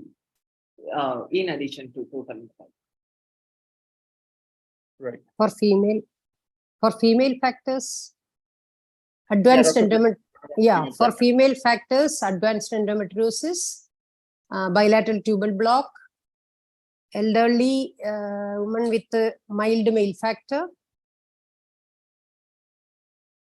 and then so that's quite Poor important. ovarian These are things reserve. which are poor very ovarian reserve, important. Yeah. So you should not be sitting over patients who are like 38, 39 and doing IUIs for 8, 10 cycles, or with a very low AMH, or somebody who has had 3 surgeries for endometriosis. These should be patients who should be directly sent for IVF and not wasted time on IUI treatment. And male factor, obviously, if you have a persistent ovarian low counts, which is not amenable to medical treatment, definitely you should be looking at IVF. So that concludes the panel. I thank the expert as well as all the participants and the organizers who have given us an opportunity to discuss this very common problems in treatment for infertility. And I wish you all a very good night. Thank you. Yeah, And I also thank. hopefully this discussion has opened up the highway for the sperm to reach the egg, and guiding all the people who are listening on the right mode of treatment, so that their particular patients can have happiness and achieve success with whatever treatment we do. I would like to thank the organizers, PAC committee and adolescent committee with its committee chairperson, Priyanku, Dr. Supriya, under the leadership of Rishikesh Paisar, Madhuri Patel ma'am, Alka Pandi ma'am, and Sampath Kumari ma'am for the conveners, Monica, Dr.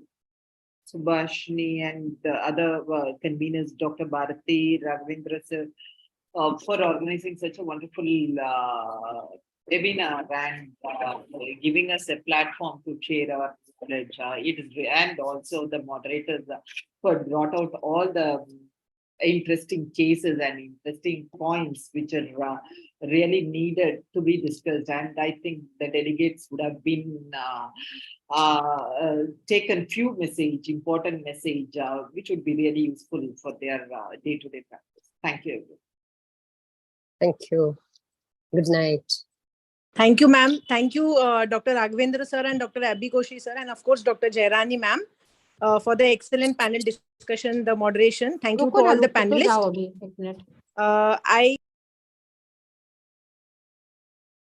Sorry.